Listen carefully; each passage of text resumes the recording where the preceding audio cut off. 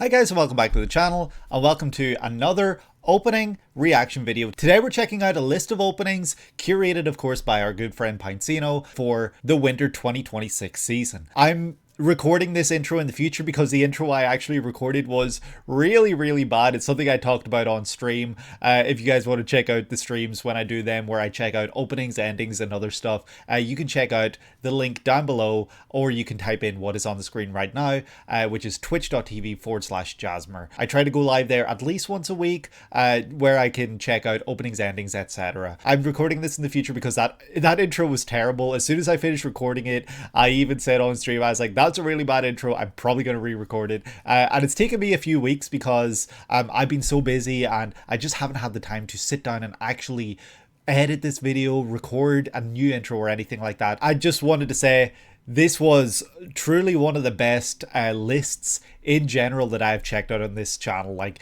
the winter 2026, sorry, I almost said 2025. The winter 2026 season is so insanely stacked, so insanely good for openings that yeah, I just don't know, like it's so good. And that's even not including the free run opening because I checked it out separately, which is in its own video, which will also be in the description below. This has other openings that were just truly incredible. So I wanted to give a little bit of an update or a little bit of information for something within this video. So before you get to it, obviously the JJK opening reaction is within this video, but sadly with the JJK opening there was a technical issue where of course it has to happen within JJK, the most hype anime that I've been most looking forward to checking out an opening for. There was a technical issue where it started buffering in the middle of it, so that was very unfortunate and really frustrating, but we checked it out anyway. I'm not going to edit it to make it look like it didn't happen. I'm going to keep that entire thing within the video just for true authenticity so you can get my genuine reaction and everything.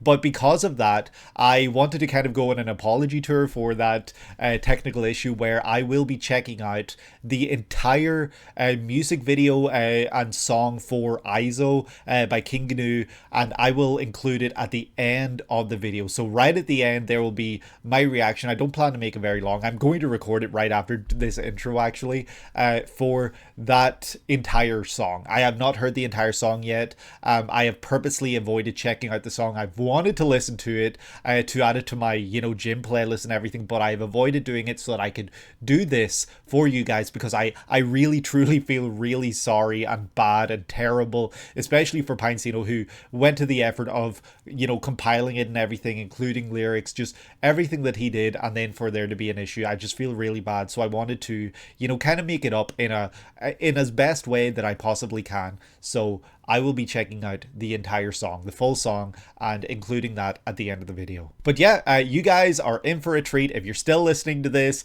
I apologize for all my yapping, but you guys are in for a treat because this is truly an incredible list of openings, and I hope that you guys enjoy my reactions.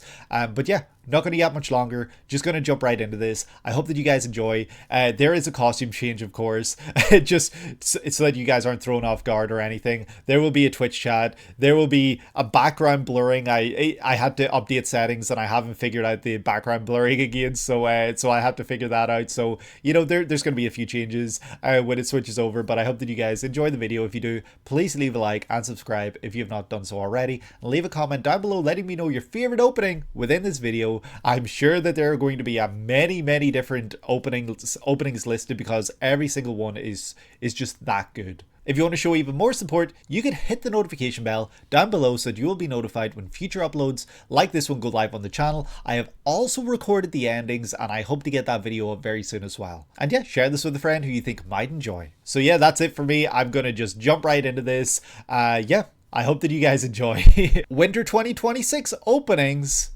Let's go. Was not expecting to see the US flag first thing. Oh shit, we're getting Fiat. This is a first for the channel.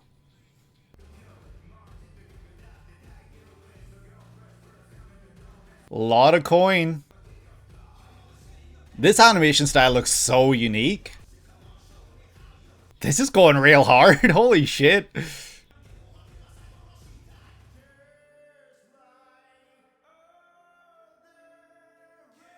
Oh.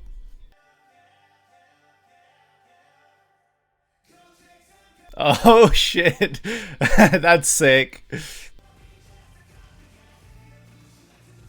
Oh my. Yeah, this looks really good. Animation and everything. Don't ask me what's happening because I don't have a clue. We got guns now? I was seeing swords 5 seconds ago. Stick turned into a sword.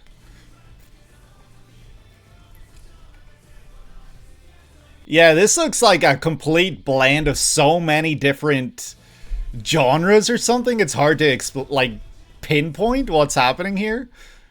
Because it looks modern and then it doesn't. Fate Strange Fake. That was crazy. So where do I try and start with Fate? So alright. I'll start with what I know about Fate before I read the synopsis. So I know that there are like a lot of Fate series out there, and by a lot I don't know how many. Maybe there's only like 3 or 4, but I know there's several different Fate series out there, and they all fall under like the Fate umbrella. Yeah, that's about it.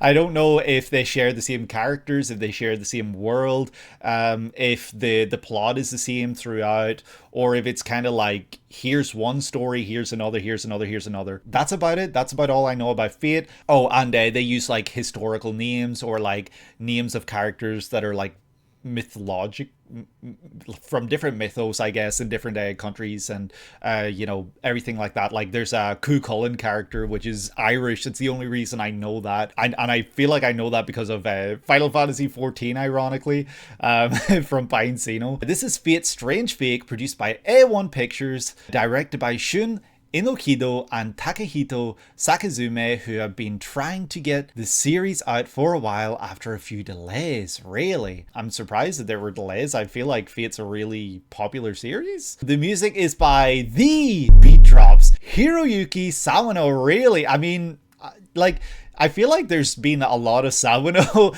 on this channel, ironically enough, and I'm never able to like pinpoint that it's him, even though he's got such a unique sound and style, but I'm never going to realize that it's Sawano. And it is based on a light novel series. I did not know that Fate was a light novel series. Light novel series by Ryogo Narita. It is, of course, part of the broader Fate series created by TOMOO. The song is Provant, produced by Hiroyuki Sawano and performed by John Jean Keen, Johnny, Man with a Mission, and Takuma 10 Feet. I can hear the Man with a Mission you know, voice right now, which is so cool.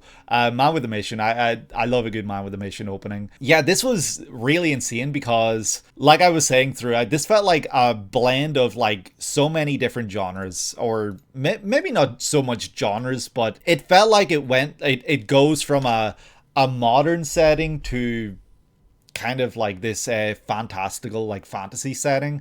But I don't know if I'll be able to find it, but there's several points throughout this where it looks like, or maybe it's just at one point, it looks like there's kind of this moment where it breaks through. Here it is, the shattering, where maybe the fantastical realm or the fantasy world kind of breaks through and leaks into the real world. But then again, also there's the title of the series, Fake. I don't know if fake is kind of telling you that, you know, you can't trust what you see, or there's like this world, this location, realm, whatever happens to be, that isn't necessarily real. I don't know if it's like because it's a light novel series, not that every light novel series is an isekai, but I don't know if it's kind of like an isekai situation where characters go from one world to another or something like that. Kind of what I'm seeing here is pointing me in that direction, perhaps. Fate Strange Fake is based on a light novel series. The origin point of Fate is a visual novel. Okay, I see. Since this is your first Fate thing, Bobby's first Fate, you have set the ground rules for the basic premise of the series before going into the plot.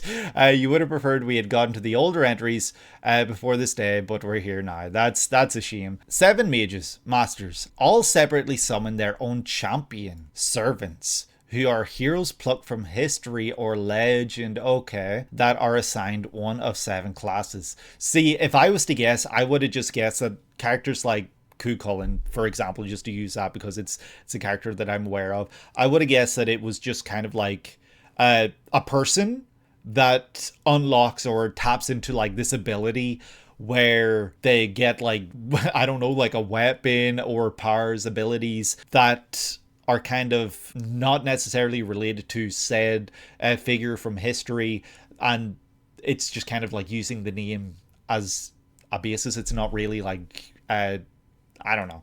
I don't know if what I'm saying makes sense, but that's what I would have assumed. Or legend that are assigned one of 7 classes to join them in a deadly battle royale dubbed the Holy Grail War. Holy shit. The actual Holy Grail you're thinking of is the prize for the winning duo, offering them any wish of their choosing. There are many rules and systems at play, but that's the basic gist. Kukulin is summoned as a lancer, for example. Okay. Set in the city of Snowfield, Nevada. That's why we saw the US flag at the beginning. I forgot to I completely forgot to ask about that or mention that. So, you know, it starts with the US flag. There's a key.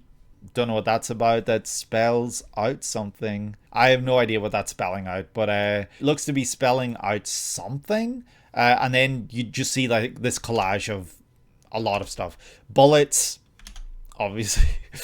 Jelly beans, interestingly. American mages plan to import the Holy Grail War to the good old US of A. They seek to change things up to their benefit and create a fake Grail War where the regular rules are a bit twisted. One such change is the exclusion of the Saber class servant, a favorite from past Grail Wars. Yet against all odds, a young girl from Japan named Ayaka Sajo drifts in and manages to accidentally summon a saber.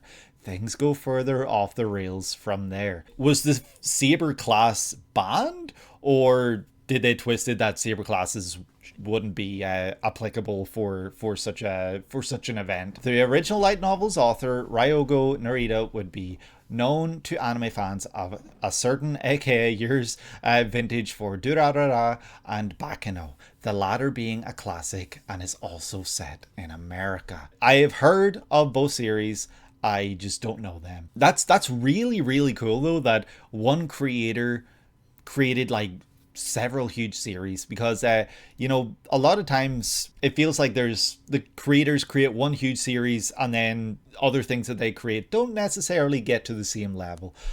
We will see both of them in these sets in the future. Interesting. I love to hear it.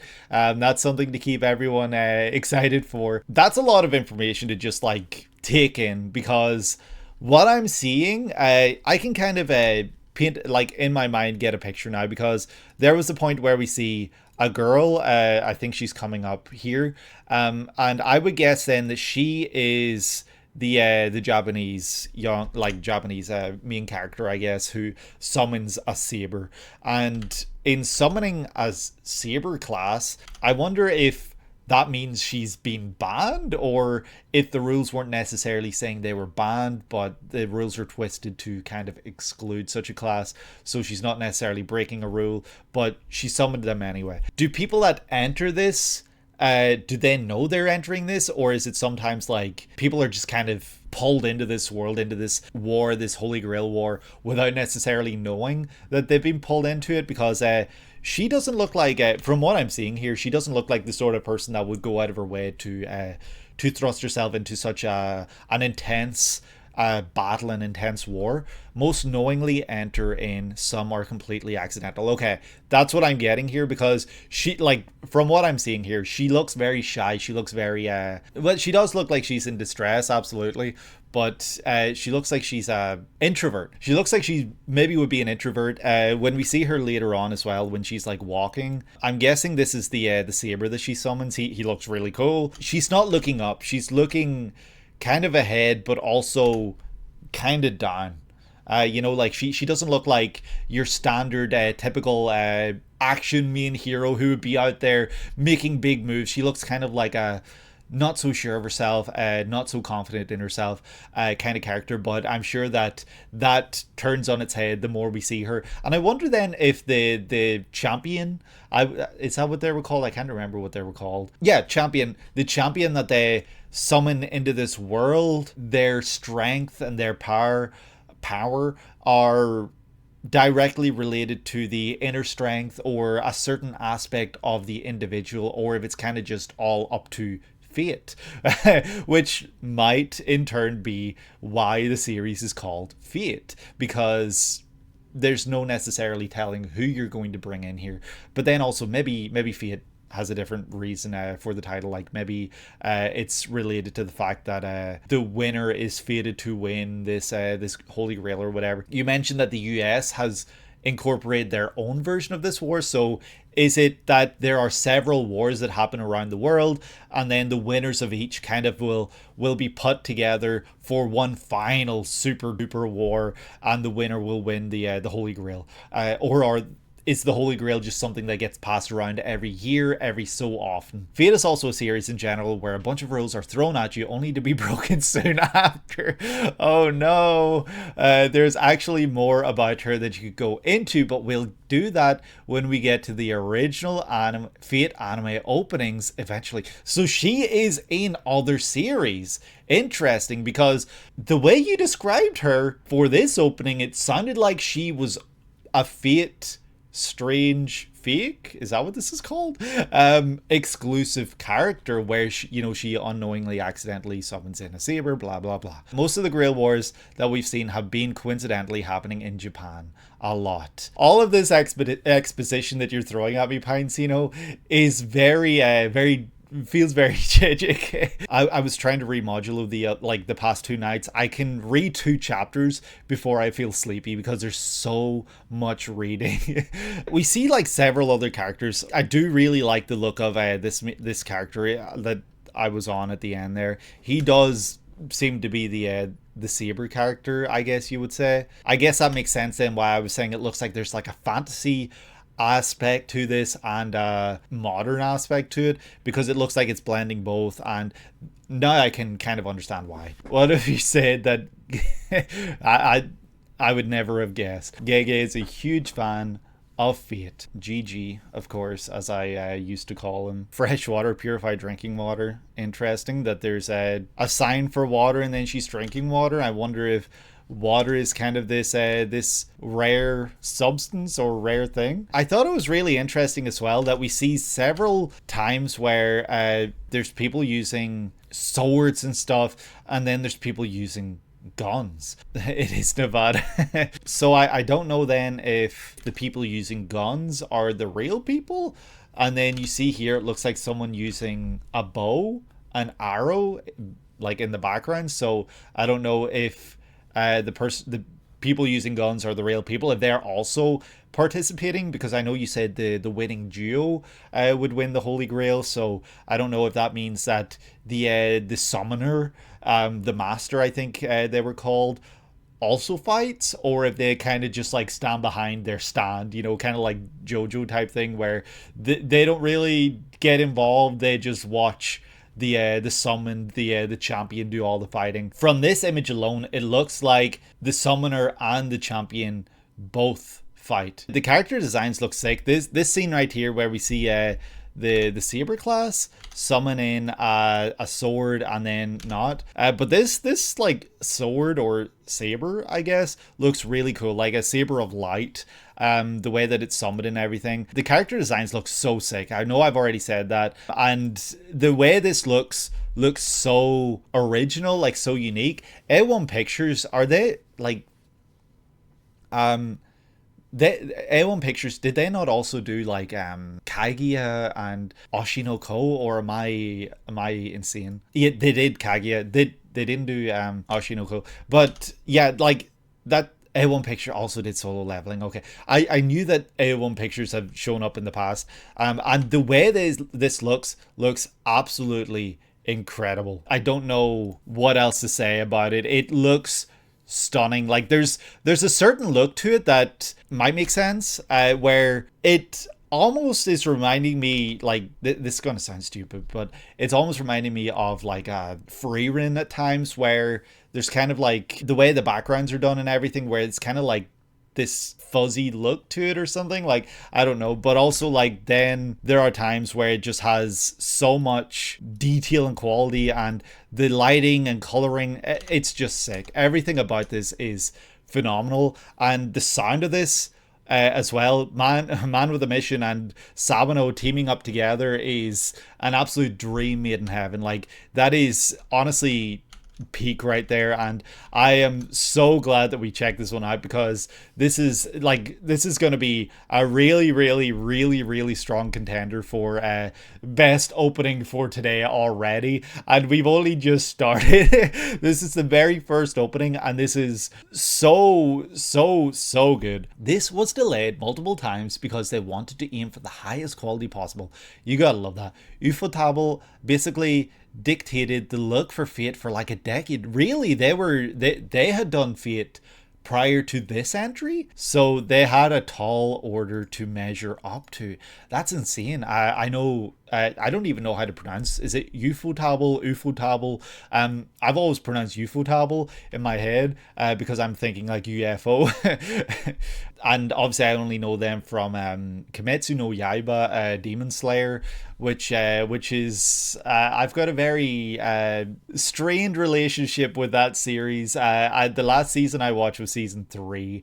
I have not seen the Hashira training arc, and I have not seen the most recent movie that released.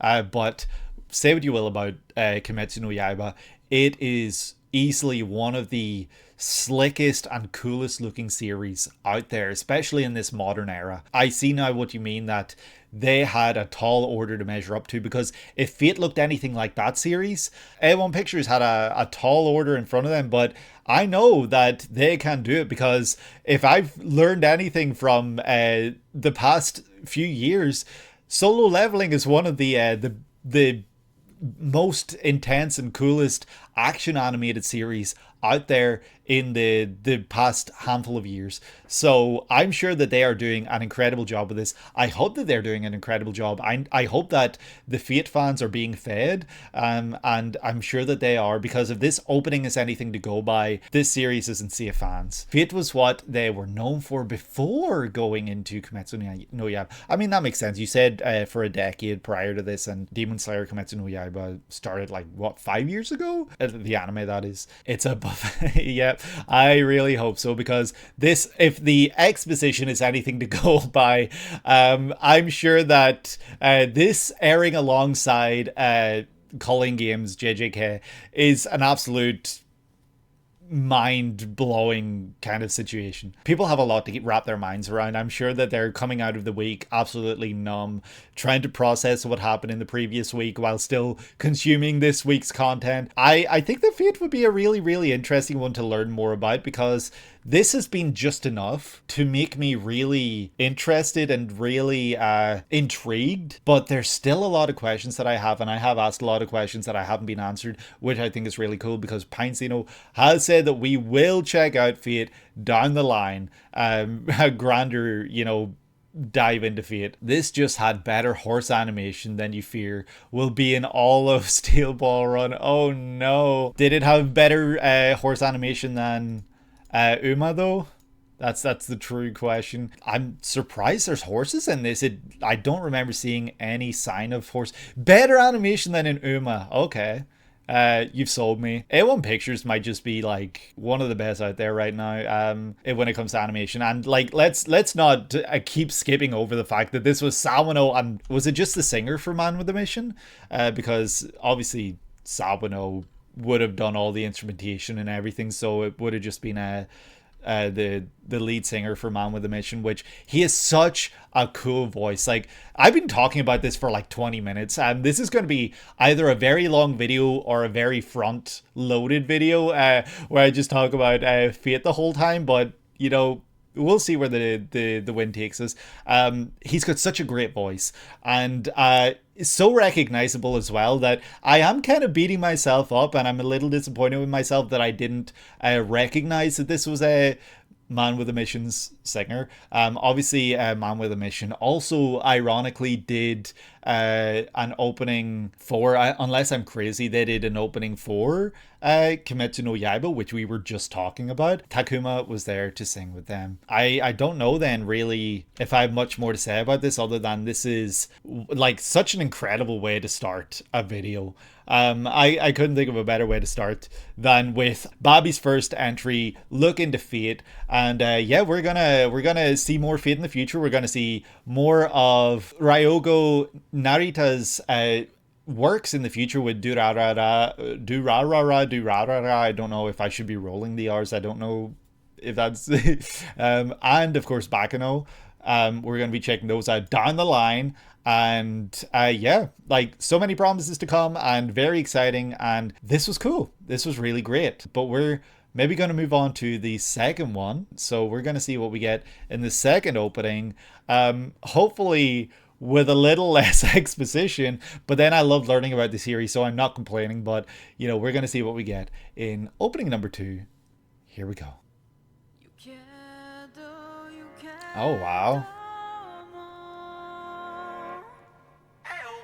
Ayo! Okay. Oh shit. That's 2 openings in a row that goes so hard. Mention of Fate. Golden Kamuy. Okay. Wow, this is such a cool looking series. Like the visual look of it, I don't know, something about it, like the line work and everything. Wow.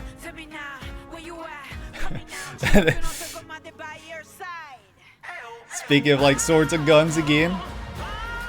Wow, this like I don't know if you call it like almost tapestry style-esque kind of like style here is so cool. I really dig this. Oh wow. Oh shit! Wow, that was such a beautiful yeah.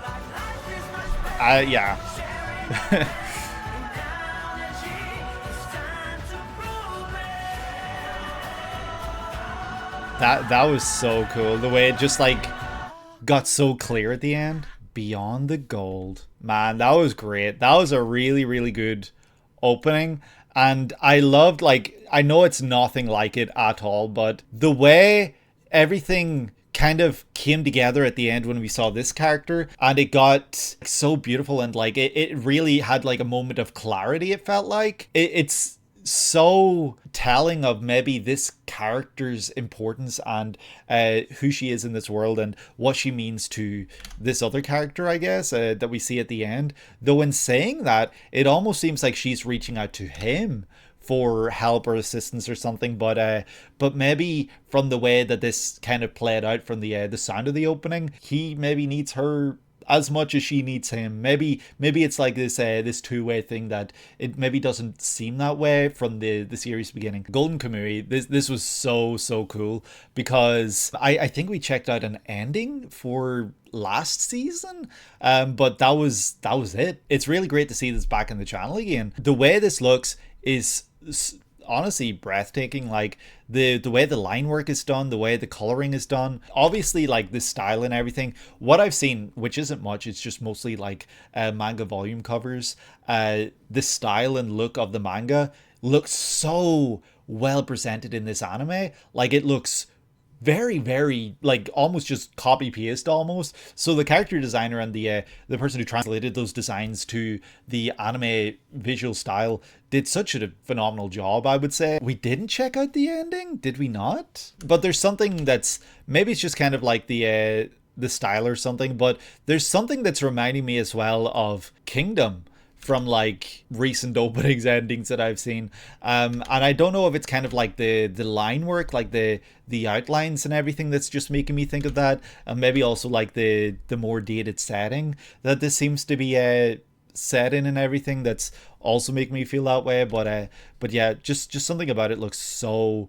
incredible. The way like this started off as well with you know, it's on ice and everything, like this look right here where the ice is like, it's going from ice to water. You know, I don't know if that's kind of foreboding, showing like, you know, obviously there's global warming, and I don't know if kind of going that direction is supposed to be going into the unknown, into like territory that is scary. Like, I don't know if it's that kind of imagery metaphor that it's kind of telling us, going from a safe footing, like where you could, well, it's not necessarily safe because, you know, you could fall through the ice, but, you know, you could find your footing on the ice and then going into the water where there's maybe specks of ice in there, kind of telling you that it's the unknown. Like you're venturing forth into the unknown, essentially, like a new frontier kind of thing. But yeah, we're gonna see what this synopsis says. So this is the opening for Golden Kamuy final season, really. Beyond the Gold by Awich,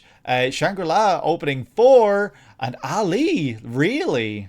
This is Ali, last season's Golden Kamuy opening. Maybe a few other things you don't know. Yeah, Ali's not really famous for much, right?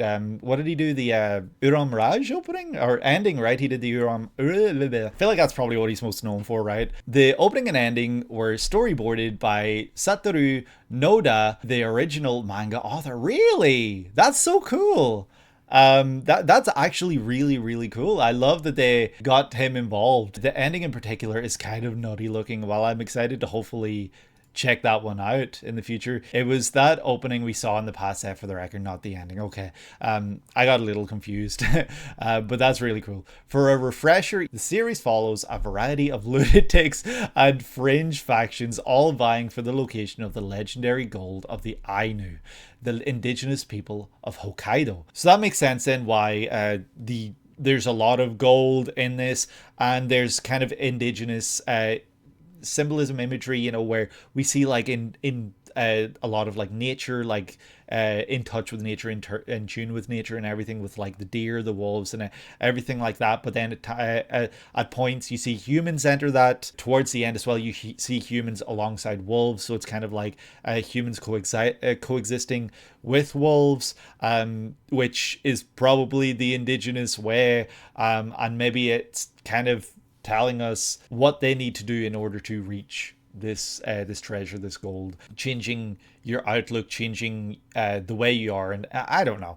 I'm probably just yapping at this point, but I know that Golden Kamuy is a series that a lot of people love. Ainu Girl as Sherpa, I don't know how I should be reading that, as in Ainu as Sherpa, the girl character, teams up with war veteran Sherpa. Okay, teams up with war veteran Sugimoto and a rotating cast of wacky allies along the way to reclaim the treasure for her people. Oh, I love that. So they're working with her in order to reclaim her treasure because others are out there vying for it. That's really great. That's a great story, and that's, I'm sure it calls for some great camaraderie and some great moments where there's learning to trust one another. And yeah, I'm sure that makes for some really great dynamics and really interesting dynamics that maybe are very unique to this series. Like you're saying that there's wacky allies, and in you saying that, like this character right here, I did notice his eye kind of goes in,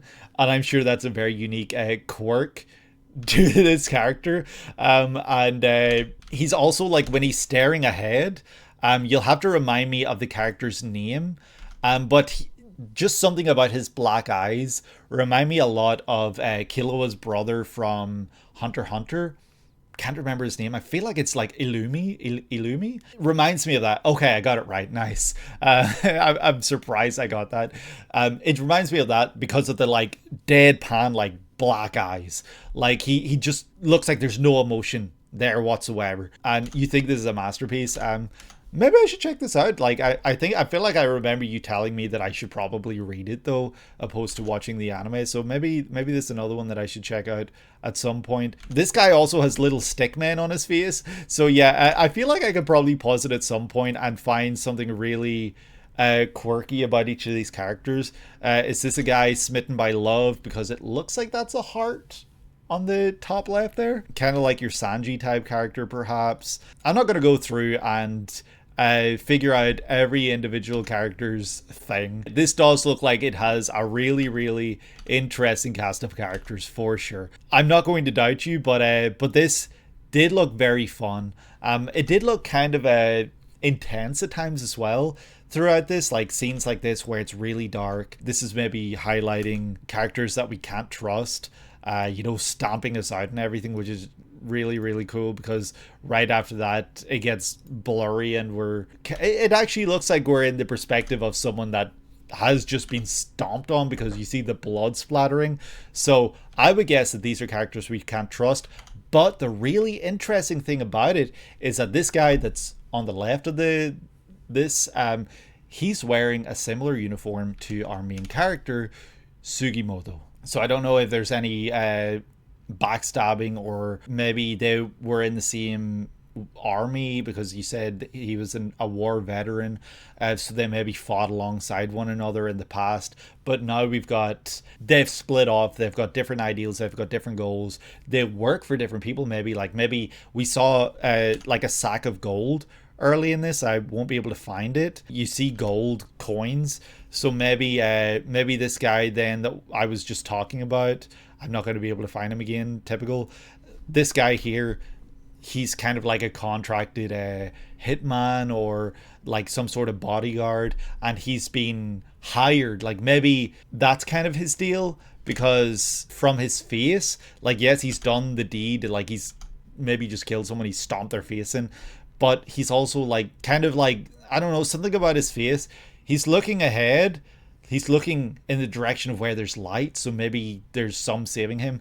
Maybe he's just a badass or bad guy that, there's no redeeming. But kind of to try and analyze what I'm seeing anyway, the way he's got his lip kind of pursed, it almost tells me he doesn't necessarily do these things for himself. Like, he's not doing these things because he likes doing it or because he wants to. But yeah, what do I know? Like, this could be kind of because you said this was storyboarded by the manga creator themselves, maybe this is a little thing that they added in there for this character. Or maybe I'm just completely blabbering, because they are facing different directions. So these two characters that I'm assuming are bad are looking in different directions, maybe different outlooks. The way this opened up and became so stunning right as we saw Ainu here, I absolutely adored it. Like, it's nothing like it whatsoever. It's not comparable to this in any way, shape, or form, but it almost reminded me of like Chainsaw Man Ending 3, where there's this chaos.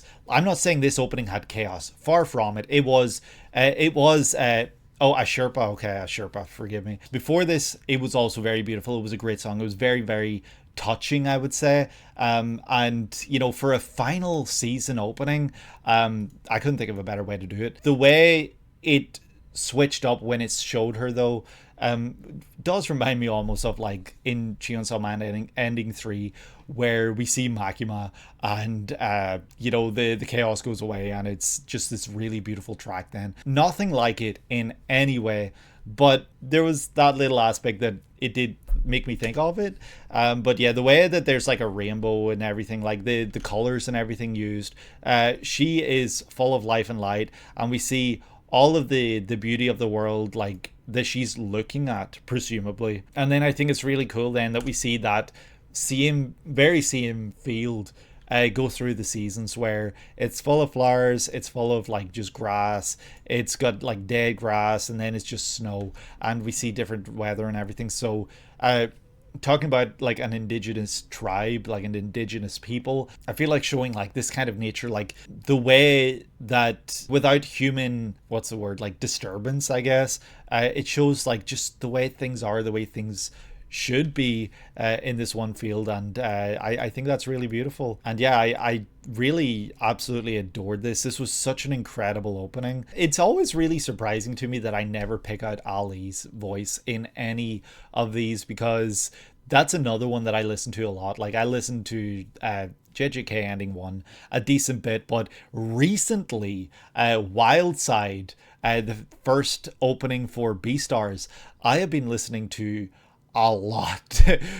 So it really does surprise me when I don't pick up on Ali's voice in any of these, because that's a voice that I love. Yeah, Golden Kamuy. I really would be interested in checking this series out one day, like 100%. Like I've said it like in other videos, but I generally would rather read things than watch them. The sad reality of once I started doing reaction content, I don't watch anime in my own free time anymore. The only anime I see is the stuff I watch in the channel. So I literally like don't really watch anime by myself anymore. So yeah, I would probably read something like this, and you know, I hope to one day, and I will hopefully report back that I absolutely loved it, and I hope that we get to see the ending for this coming up in the ending set that will hopefully be coming very soon. We're going to move on to the next one and see what we get in opening number 3 here. Here we go. Oh, DNA XY. The Darwin incident. Okay. The singer's voice sounds so familiar.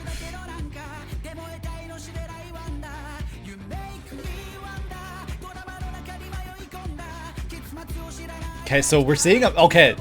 So, okay, I thought maybe that was like showing the evolution of man, but no, it's literally a monkey. Okay, that's... Okay. Sorry.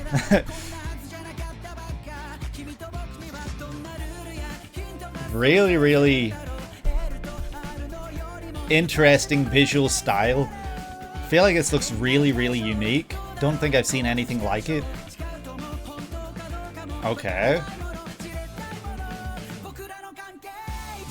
Wearing masks, I don't know if that's to conceal an identity or, well, they reveal themselves like a facade.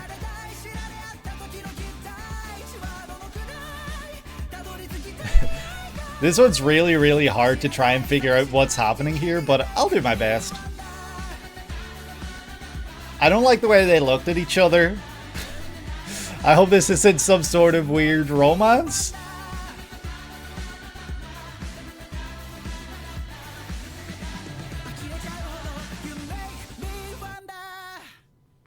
The Darwin incident. I'm guessing that's the name of the series, it flash of the beginning. I don't know if the way this kind of shot is done right here is telling us that this incident is that they created like a monkey, or like trained this monkey chimp. I'll say chimp to be more human or something, because you see like strands of DNA at the beginning. So I don't know if they've done experiments or tests or something that they produced or created this like half human, half chimp hybrid. Like, I don't know if that's what the story is or anything, or if it's just kind of like a story similar to, you know, the Planet of the Apes movies, the reboot movies that came out, like, I don't even know when the first one came out, probably like 2015 at this point, maybe a little later than that, or around that point anyway. A super intelligent chimp that or monkey, I can't remember, that we follow. But there's also like, yeah, shots like these, I don't like it. You're the only one that makes me wonder. This better not be some weird romance right here, because I don't know how I feel about that. This is the Darwin incident, produced by Bellnox Films. Never heard of them before. Directed by Katsuichi Nakayama, randomly one of the 4 people listed as director of the last Rebuild film, really. And Naokatsu Tsuda, JoJo Parts 1 to 5, that's crazy. And based on the award-winning manga by Shun Umizawa. The song is Make Me Wonder by Official HIGE DANdism, there it is, who did, of course, Tokyo Revengers Opening 1, Spy Family Opening 1, and Blue Box Opening 1. That's really funny, because I had sent a message into like Discord earlier this morning, like, we better get more Official HIGE DANdism soon, because I need more of them in my life. A group of eco-terrorists raid an animal testing lab and rescue a pregnant chimpanzee. Shockingly, they give birth to a human chimpanzee hybrid. Okay, that's what I had assumed. Geniusly dubbed a humanzee. That's named Charlie when revealed to the public. Having spent most of his childhood in seclusion with a human foster family, Charlie finally reaches the age to enroll in high school. His public resurgence catches the eye of the group that originally found his mother, who have only grown more bold and violent with the years. So I guess that's what we're seeing on the right here. The right, because he was wearing a mask, he did look like he was concealing his identity, obviously, and maybe he's part of the group that freed him initially, where it maybe seemed like those initial plans or those initial idea, like the reason that they freed him or whatever, or freed the pregnant chimpanzee, was for good. And now they're looking back, seeing him now, and kind of questioning what they did, and maybe also yeah, actually, I don't know. I really don't know. This one's given me a lot of questions, but hearing it's an award-winning manga series is really, really interesting. And I guess learning that it's like a human chimp, a human Z, like this hybrid, kind of calls into question then the idea of maybe a potential romance. Like, are we going to see a romance in this series? Because seeing her with him is really interesting, because you could call into question a lot of different morality, questions of morality, and questions of what's okay and what isn't. Really, really peculiar series. I really don't know if this is this really like philosophical series, because it seems like it could go in two completely different directions. One where it's kind of like this philosophical morality, kind of a really just intense, heavy drama kind of series, and one where it's just like romance, but is it okay, kind of like weird kind of question. This is, funnily enough, the second in the set that is also set in the US.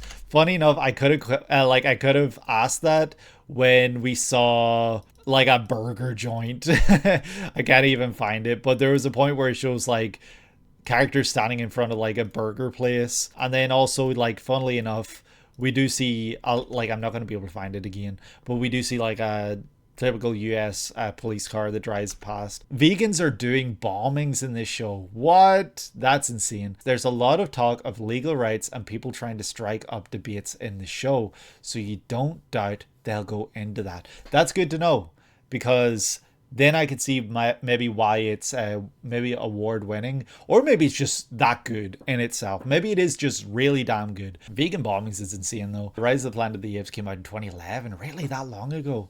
15 years ago? That's making me feel even older than I am. Official HIGE DANdism should have recognized the voice. I was just talking about them, and I did say I recognized the voice, but I wasn't able to pinpoint who. But also, the designs in this series look so interesting, because they look very, very, I don't know if this makes sense, but the characters look very human. Like, they look like normal ass people, like, which is cool, but it almost looks like, I don't know, like, again, I don't know if this will make sense, but it almost looks like a US animated series. Like, looks nothing like it, but it's almost Invincible-esque in like designs and stuff. We're not going to get into that because that's insane conversation talking, but yeah, seeing like this chimp go through like the big city and everything. For those who grew up with like Curious George, we got another chimp in the city. He's a humanzi. I wonder then if he also talks. Like, you say he's a hybrid. Does that mean that he's kind of, he walks, talks, and acts like a human, or if that's kind of one thing that he doesn't do? Like, if he does talk, okay, so it would make me wonder then, like, what kind of voice he would have. Like, would he have this really surprising like voice, or would it be kind of like high pitched? That'd be really, really interesting as well, because how do you cast a character like this? But I'm sure they do a great job, and I hope that this is one that strikes up a lot of questions, because it does seem to be a really, really interesting one, and I'd be curious to know how people are feeling about this series in particular, because this is my first time ever hearing about it. To kind of compare it to something else, it feels almost like, let's take Stuart Little, but make it more grounded. You know, make it more realistic, because obviously that's just a little mouse. But you know, it's kind of like this adoptive family. They're going to like school and everything. They're going out there. They're doing normal things, kind of Stuart Little-esque. But this seems to be taking that and putting it through several more steps to make it feel and seem and look and be more real. It's thoroughly entertaining to you. I'm glad to hear that. I hope others are enjoying it too, and I hope it's not weird like I've been worried and that I've been scared about, because yeah, just the way those two look at each other. I know that there's a question of they talk, they act like a human and everything. They're human, you know, basically human, but it's the question of this is a being that exists through experimentation. So that's not, I'm not going to get into it. That's too big. That's too big of a topic that I don't want to get into right now. But yeah, I think we're going to move into the next one. We're going to move on to number 4 before I go off on just this really big tangent of morality, philosophy, whatever it happens to be. So yeah, we're going to check out number 4 here. This was a really interesting one though. I love learning about new series, and yeah, let's see what we get in opening number 4. Here we go. Yo, if they've got an Eve opening in this playlist as well, I might actually shit myself. Like, all my goats are coming back. They're all returning. We've got Ali, we've got Man with a Mission, Sawano, official HIGE DANdism. Like, that's insane. Like, come on, like. Oh, My Hero Academia Vigilantes is back. Holy shit, this looks amazing. This looks so good. This looks like it was taking the style. Oh shit, never mind. I'll shut up. That was sick. Looks like it took the style of like the first opening, I believe, and just amplified everything.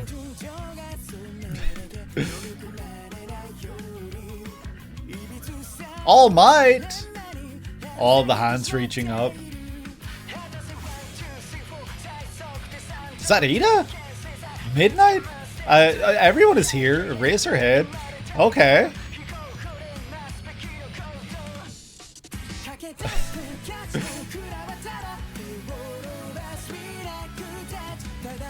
Oh, I love the keys in the background.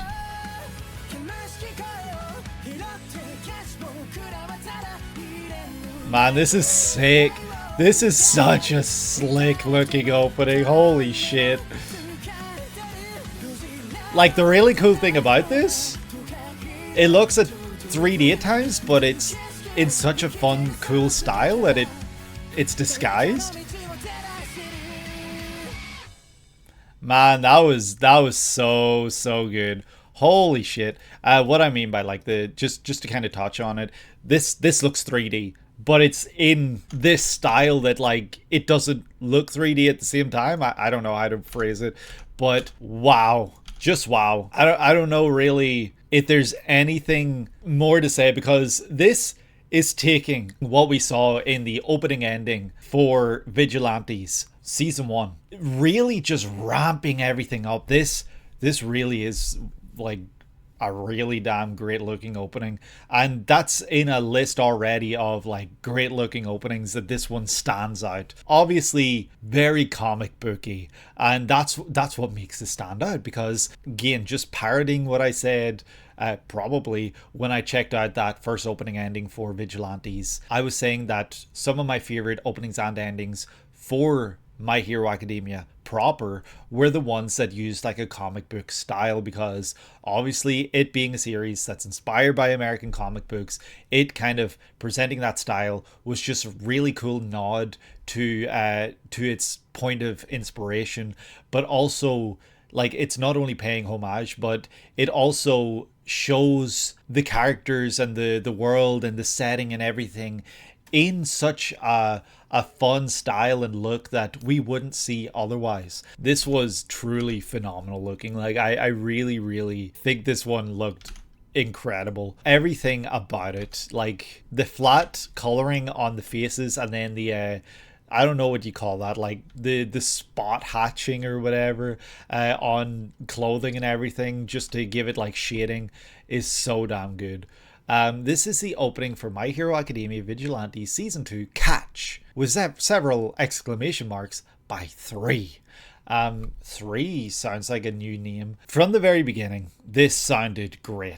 Like, this sounded great from the start, and when it started to like get to the point where it broke down, I was all there for it. I was really just banging my head along to it. But then towards the end as well, you start to hear like piano keys come in, and the piano keys are playing like a melody in the background. It sounds like again. So in some of my earlier videos, my older reaction videos, I would comment on the fact I don't know music theory, blah blah blah. I kind of stopped saying that because I realized I said it a lot, but it sounds like the keys from the piano are kind of matching the singer's voice at times. When the singer's voice reaches some higher notes, the keys go up too, which is really, really cool, and it makes everything sound like it stands out more. So really phenomenal song, as well as opening like visuals, and I really dig this one so much. The opening was entirely animated by Hironori Tanaka, an animator behind a lot of great cuts from My Hero Academia, Jujutsu Kaisen, Mob Psycho 100, etc. I'm not surprised that it is a known name in the industry, because this is so outstandingly unique, and nothing else in the opening landscape looks like this. That says a lot. Like shots like this as well, where you can see like the clouds, like kind of, you know, very superhero-esque. When someone rushes in, someone lands or something, like there's this commotion that happens, like you'll see dust clouds. But the way this has been done, where you see like different layers of like the dust and everything, really just makes this look 3D almost. Like, I don't know if that makes sense. Like, it's making me think, like a shot like this specifically with like the dust clouds, it's making me think of like a JoJo opening, like one that was done like seasons 1 to 3 or season 6, where it's got that like 3D style, and then the backgrounds are kind of like 3D too. It's kind of remind me of that, but also nothing like it. So it makes very little sense. But holy shit, is this a sick looking opening or what, with a really great song accompanying it. But something that I never noticed in, or maybe it's not the case, but something I didn't notice in the first season's opening and ending, the main character here, he looks to be very tired. I don't know if that makes sense. Like his eyes look a little like droopy or something. Like his eyelids kind of coming down over part of his eye, because you know other characters you see their whole eyes and everything. So yeah, I don't know if he's tired because he stays up all night, because that's certainly how it looks. Being a vigilante and everything, he probably sits up all night. When it comes time to wake up to go to school, he's tired as hell. I would guess that he's up all night doing all this hero vigilanteism business, that he gets very little sleep, and that's why, to me, his eyes looked like a little heavy. Even including like the staff and everything in the credits in the little like comic book boxes. That's so cool. Like that is so cool. This has got like so much sauce that it's really hard to compare this to anything else. Like this is leagues beyond like anything else I feel like I've seen when it comes to like My Hero Academia, which is surprising because My Hero Academia and My Hero Academia Vigilantes have been incredible looking so far from openings and everything. So the fact that this one stands out so much it's mind-blowing to me. So yeah, 3 did an incredible job with the song as well, with Catch. I don't know if there's much to learn from this by way of story and everything, because it kind of just seems to be showing some of the heroism, and it shows several of the heroes from the main series, like the like My Hero Academia, that it's hard to know really what's going on there. Like if it's just showing them to show them, or if they are actually in the series. This was an absolutely great, amazing looking opening, and one with a great song attached to it as well. And I am so glad that Vigilantes is back. I'm so glad this was done as well as it was, because it really has blown me away, and I can't wait to see what more comes from Vigilantes in the future, because I wonder if they're gonna somehow top this one. A shot like this is really cool too, because from the way his face and everything's in shadow, you would almost think this is All Might. So I know that that's obviously who he based his costume design on, but it really does look like All Might here. So that's really cool. And I wonder if that's something that we see throughout the series, where because he's in shadows, people mistake him for the All Might as he's skating around in his hands and knees. But yeah, let's move on and see what we get in opening number 5. Footprints in the sand. Wow, look at the artistry here. Journal with Witch. Wow. This looks so good. The animated watercolor? Holy shit.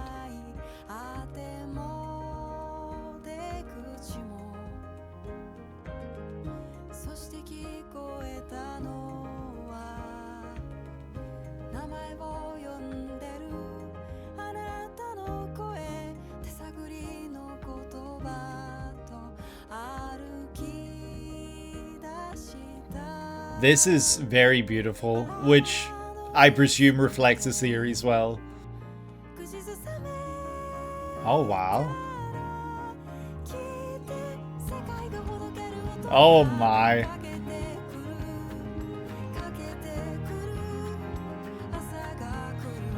This is really such a different kind of opening from what we've had in this set, but oh my.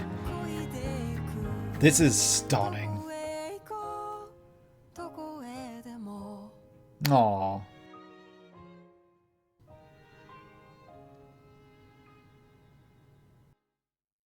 That was so good. So I don't know if this is gonna make sense, but the watercolor kind of look and style to this, it's reminding me of something very specific, and it's reminding me of the volume covers for Blue Spring Ride. Is that what it's called? The watercolor look. And I know that watercolor is not a thing exclusive to that, but that's just kind of what it reminded me of, especially with like the softed like muted colors and everything. Very pretty, very beautiful, and probably reflecting the characters within this. This is Journal with Witch, produced by Shuka, directed by Mayuki Ushiro, scripted by Kohei Kiyasu, who is the voice actor of Ippo, which blew your mind, really. That's really cool. I mean, it shows the talent of like some people, where they're able to be multi-talented in several different fields. Character designs by Kenji Hayama, Ranger Reject, music by, it's been a while since we've heard Ranger Reject, music by Ushio.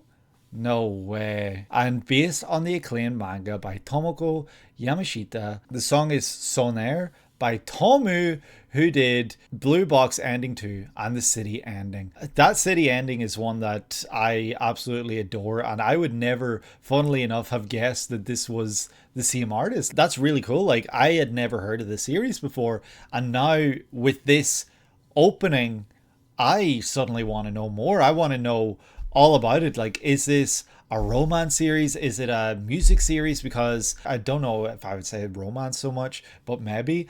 Because we see like at one point, like I think it's she anyway, playing guitar and screaming and singing, and the lyrics kind of reflect something about the song that maybe she's playing. So I don't know what kind of series it actually is, but it is I'd presume that it is one that is as beautiful as the song itself and the animation. Novelist Makio has had an estranged relationship with her older sister, to the point that she hardly feels heartache at the news of her sister and husband's sudden passing in a car accident. Holy shit.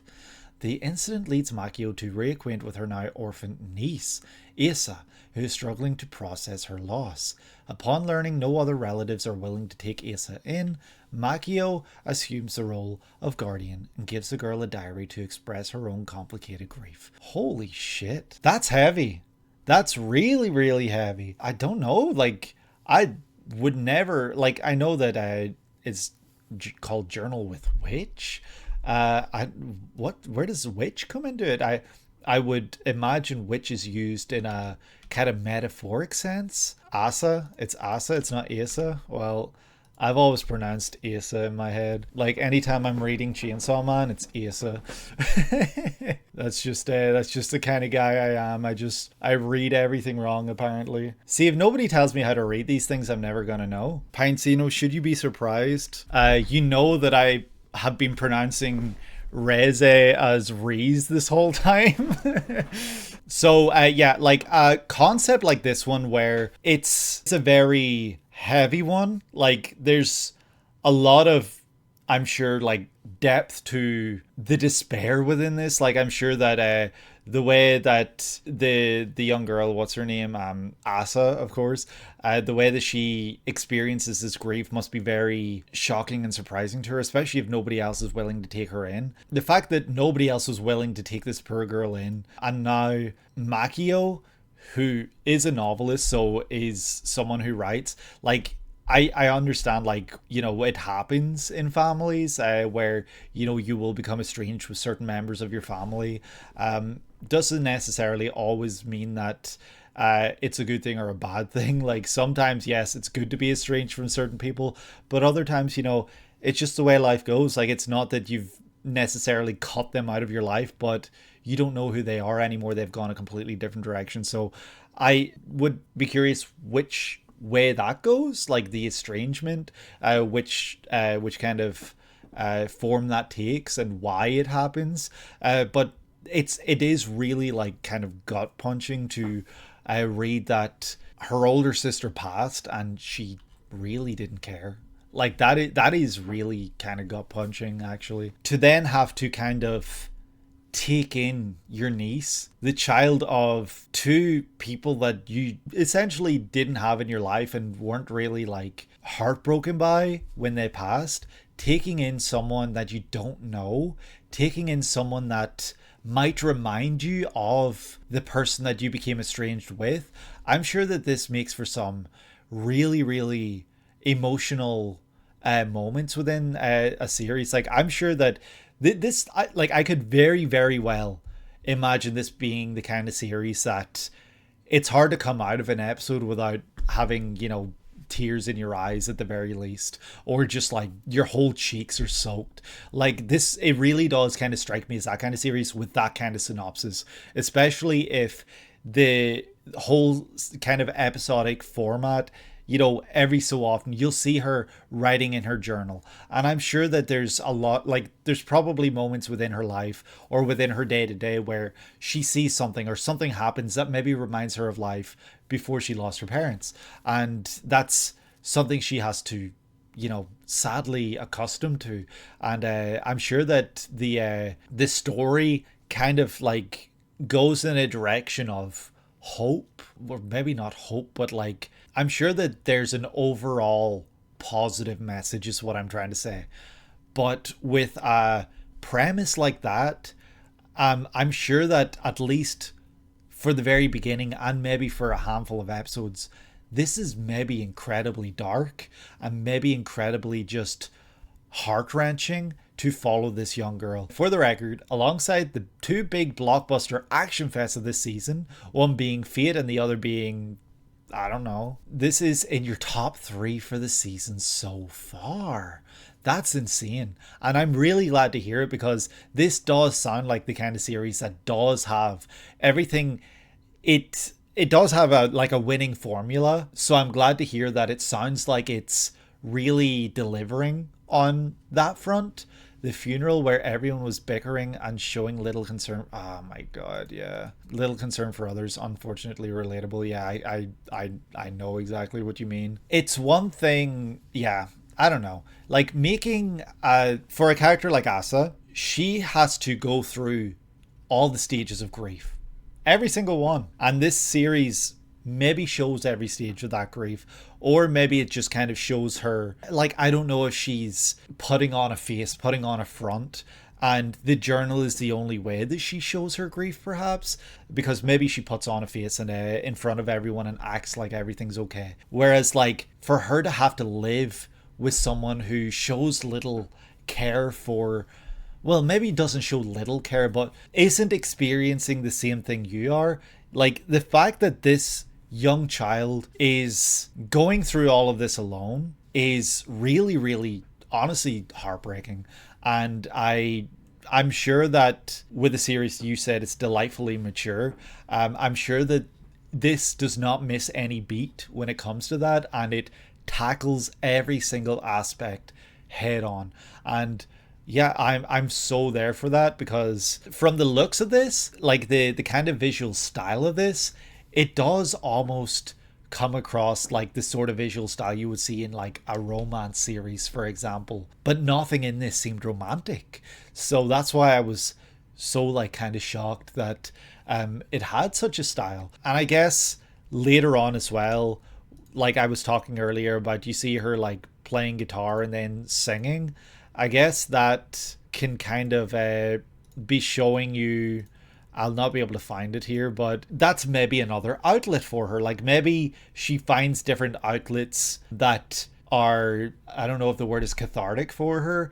If I'm going to be perfectly honest, I love series that tackle very difficult subjects and very heavy subjects and stuff, but I don't know if I would have the heart to watch an entire series like this, because I would just be shattered. Like it's no secret that I will cry over the smallest of things. You see it on the channel all the time. And it's even worse in my real life, where I'll be sitting down to watch a movie, just to name a stupid movie that I've cried to in the past, Napoleon Dynamite. Like, who cries watching Napoleon Dynamite? This guy. Because I just, like, I don't know, my emotions just really build up. I get really into what I'm seeing, and then it just like it has to release. This series would kill me if it's anything like I'm expecting. I would love it, I would rate it very highly, and I would adore it, but oh man, I just know that this is one that would destroy me. Yeah, I feel like I could kind of go through this and analyze individual frames and everything, but I don't think I'm gonna really do that, because I don't even know if there's specific characters or not. Like, I could guess that this is maybe her with her grandmother after everything happened, but I don't know that for sure. Even shots like this where, we're seeing them go their separate ways, like one, like, sorry for the really bright flashbang in like face here, where you see Asa running to school on the right, where she's kind of the one looking up and out, and then Makio, I think you said Makio is the one looking down, and kind of like, it almost feels like the roles should be reversed, where the one who's hunched over and really like pulling themselves inwards and looks really almost introverted would be the one who's just lost their parents, opposed to the one who's very open, running, and so it really does look like it tackles the subject with a very, very unique outlook, where maybe the two characters, Makio and Asa, they kind of learn from each other, they teach each other, and I'm sure by the end of the series, like, they will have a great deal of love and appreciation for one another.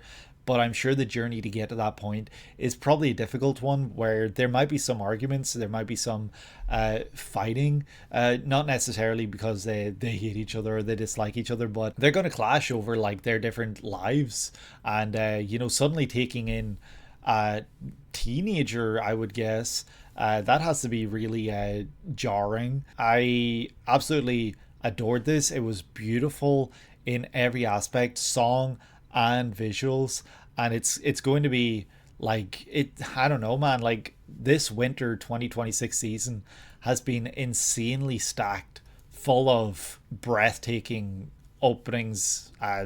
Yeah, yeah, but I do think I'm ready now to move on to the next one and see what we get in opening number 6. So here we go.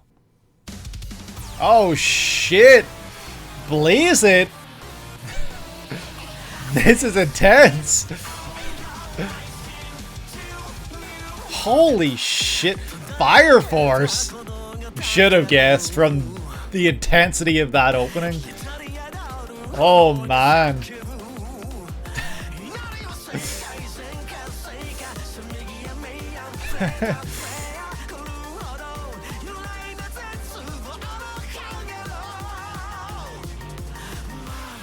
Wow. This looks so good. Oh man. What? Who was that?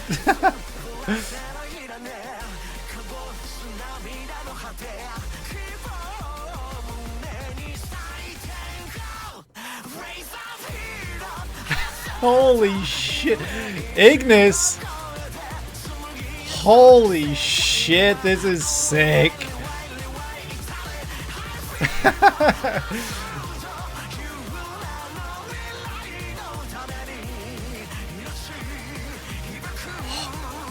They finally showed their face? That's what they've been hiding behind that crown? Man. Chapter 3. Holy shit. That was both a lot, but not enough at the same time. I needed more. That was really loud, first of all, so that might be coming through the microphone in the video. Apologies. And if on stream you heard it through the microphone, because that was blowing my eardrums out, but I couldn't have wanted it any other way. That was intense, but that was amazing. This is it's really hard to compete with Inferno by Miss Green Apple, but this is how you do it. This is how you compete with such an iconic opening such as Inferno. This I'm gonna have to watch and listen to this a few more times before I say something crazy like this is better than Inferno or I prefer this one over Inferno, but this could do it for me. This really could do it for me. This was everything. I'm gonna say it right now. I have loved so many that we've seen here today, but this is probably my favorite. And I know it's very flashy and in your face, and that's not why it's my favorite, but it doesn't hurt. You know, I love a good flashy opening. This is the opening for Fire Force Season 3 Part 2, Ignis, by Takanori Nishikawa, aka TM Revolution. Funny enough, I was going to say this is really like, there's parts where his voice sounds so Soul Eater opening 1-esque. It was in my mind. I'm actually really gutted that I didn't say it. But yeah, Soul Eater opening 1, Gundam Seed opening 1. That is a legacy in itself to have TM Revolution, those that did opening 1 for Soul Eater back for what I think will be the final opening for Fire Force. Isn't this going to effectively wrap up the season, this part 2, wrap up the series rather? To have TM Revolution, Takanori Nishikawa back. I cannot remember the manga creator's name, but their other big project, they did Soul Eater and Fire Force. To wrap up that series, that's so cool. Like, is it Okubo? But it feels like it's bookending their works, if that makes sense. They spiritually did Gachukuda. Yeah, Gachukuda is carrying that flame on into the future of Okubo's works. It's really nice that they bookend those two works, and this is maybe by far and away my favorite TM Revolution song. I know you're saying it's Takanori Nishikawa. Is it just one person? This was sick. This was really sick, and I loved that it started intense and it did not slow down. Like, it started with Blaze It, and it just kept going. Like, right off the bat, it just went balls to the walls, and those balls did not bounce once. They were just slapping the walls. That is crazy looking. That's a big ass eyeball that they're just flying towards, and it does look very Soul Eater-esque, you know, like that kind of insane imagery, that otherworldly imagery that you would see in Soul Eater, for example. Urana was an assistant during Fire Force, and Okubo very openly proclaimed her his successor, which is so adorable, and I absolutely love it. And Gachakuda is incredible, and I haven't even read that much of it. TM Revolution is just a stage name. He just goes back and forth on using it. That's really funny. The Eye of Sauron, but they're not escaping it. They're just heading right into it. Yeah, this looks to be like a watchful eye, like an eye that's just watching them. I don't know if this is something physically in the series, or if this is kind of metaphoric and representing them going head first into danger. You know, they're not scared of who's watching them. Full speed ahead into those watchful eyes, into those that are observing, and into danger, because they're here to get shit done. They're here to wrap the series up. Getting to see some... Oh, I saw that. I didn't see it. Okay, I see you. So here's a romance angle that was not obvious to me throughout other openings endings for Fire Force.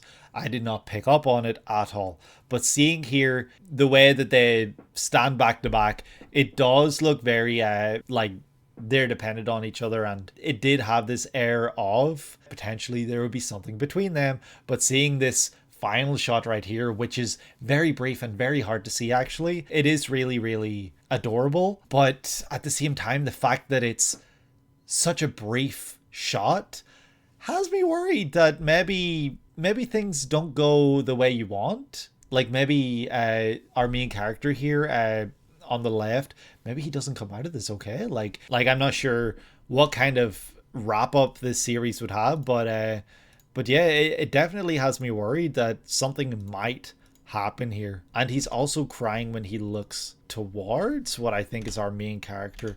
I'm not going to start trying to figure out who these characters are to one another, because at this point I'm never going to know unless I watch or read or whatever the series. The way it shows all these dynamics, I think, is really important, because you get to see who's important to who you associate with one another, and it definitely makes you feel that the characters within the series, they have stakes at hand. So whatever it is, like they're stakes. I'm sure that that's very clear throughout this entire thing. One character in particular that I think looks really cool is this guy that's on the right here. He looks very Toji-esque, I would say, from JJK. Not to throw JJK around, but you know, he's got that kind of look to him that, like, it's just like, you know, he knows he's him, right? Benimaru the goat. Yeah, he's kind of giving me that feel, like when he pulls his arm out right here, like he's like, ugh. Like he doesn't care, but he's here to get shit done, and he's ready to fight, and he just pulls his arm out. Like he looks sick, and yeah, he's gonna get shit done. Like he's kind of reminding me of Toji in that sense. That's kind of it. Also the black hair, voiced by Mamoru Miyano, aka Okabe. Really, that voice is not what I would associate with a character like this, so I wonder if he alters his voice. He's a voice actor, I'm sure he could change his voice. Okabe was a bit of a departure for him. Benimaru is more his type of character. Really? Well, there you go. Maybe I just have that association that many people don't, because I'm very new to this stuff. The visual switch ups within this opening make it so that this opening never gets tiring, it never gets old, it never gets predictable. It's interesting from point A to point Z, whatever you want to call it. The entire run of this, it's such an absolute treat, and that song blaring in my ears, it's incredible. I don't know, this is it. Like this is you know, this is peak. I don't know, not to throw that word around, but it really just is so fun. Like, it is an incredible opening. Like, this is the kind of opening that would make me want to just watch this like that. Like, I loved the first openings that I did. Like, one of the first reaction videos that I did on the channel was, of course, for Fire Force openings. And they were great and I loved them, but this one in particular is the one that is making me want to just jump into this series.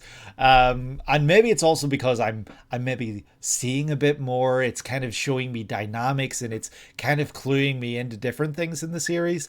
But also, like, I feel like this one kind of visually would remind you almost of that first Soul Eater opening, where everything's got like thick outlines and it looks very outlandish and it's fun, you know, like, not to be like talking about like, oh, this is just like a sequel to that opening. I don't feel that way at all. It's its own thing and it's incredible. But I do absolutely adore this one so much that I'm just gonna say it, like, this might be the best of the day, but we'll see. We've still got more to come. But Fire Force, I was not, with a name like Fire Force, you can expect that they're gonna come out with flames, but I was not expecting Fire Force to come out this hard and this, in like, yeah, I should never have doubted Fire Force.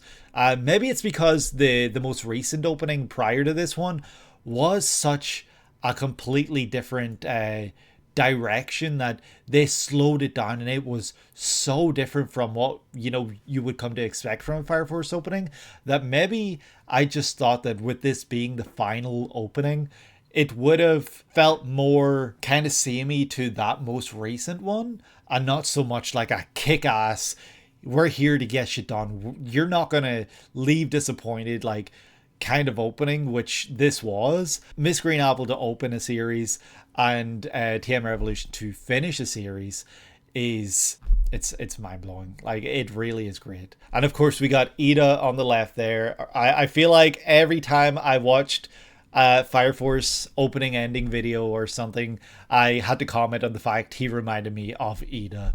So there you go. The designs in this, obviously with it being Okubo, like an Okubo series, they look sick. I do really love the look of the character designs, but they went so hard with the visuals here, like the coloring, the lighting, the line weight, the different animation styles. They did so much here that it is incredible. I love it. So yeah, I think I might move on to the next one, but this really surprised me right here. Maybe I'm crazy, but this three-eyed thing is kind of reminding me of, like, was it the big bad, the final boss of like Soul Eater? Like, didn't it have like the three eyes like this? Maybe it's just like an Okubo design choice or something that they will do in like series and stuff like this. Like, maybe it's just something they'll do. Like Pinecino said, they left no crumbs whatsoever with this one.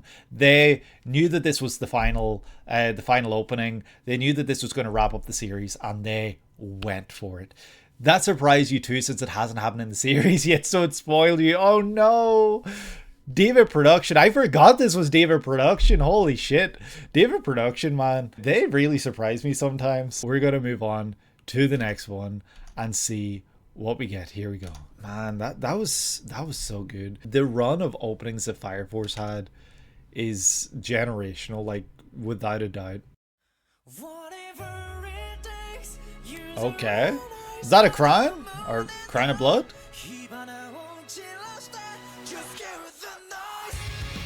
Sentenced to be a hero. Wow. This also looks amazing. Look at those shadows. I love a good shadowy opening. Shadowy visuals are one of my favorites in openings and stuff.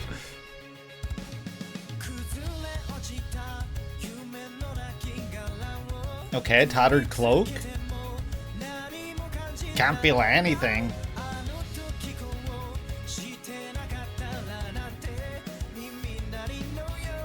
Oh, look at the dragon. Oh, wow. choking? Like they're drowning? Okay. Oh, he's picking it back up. He's jumping back into the fray. Holy... Wow. Suddenly, the coloring and animation is sick. Holy shit.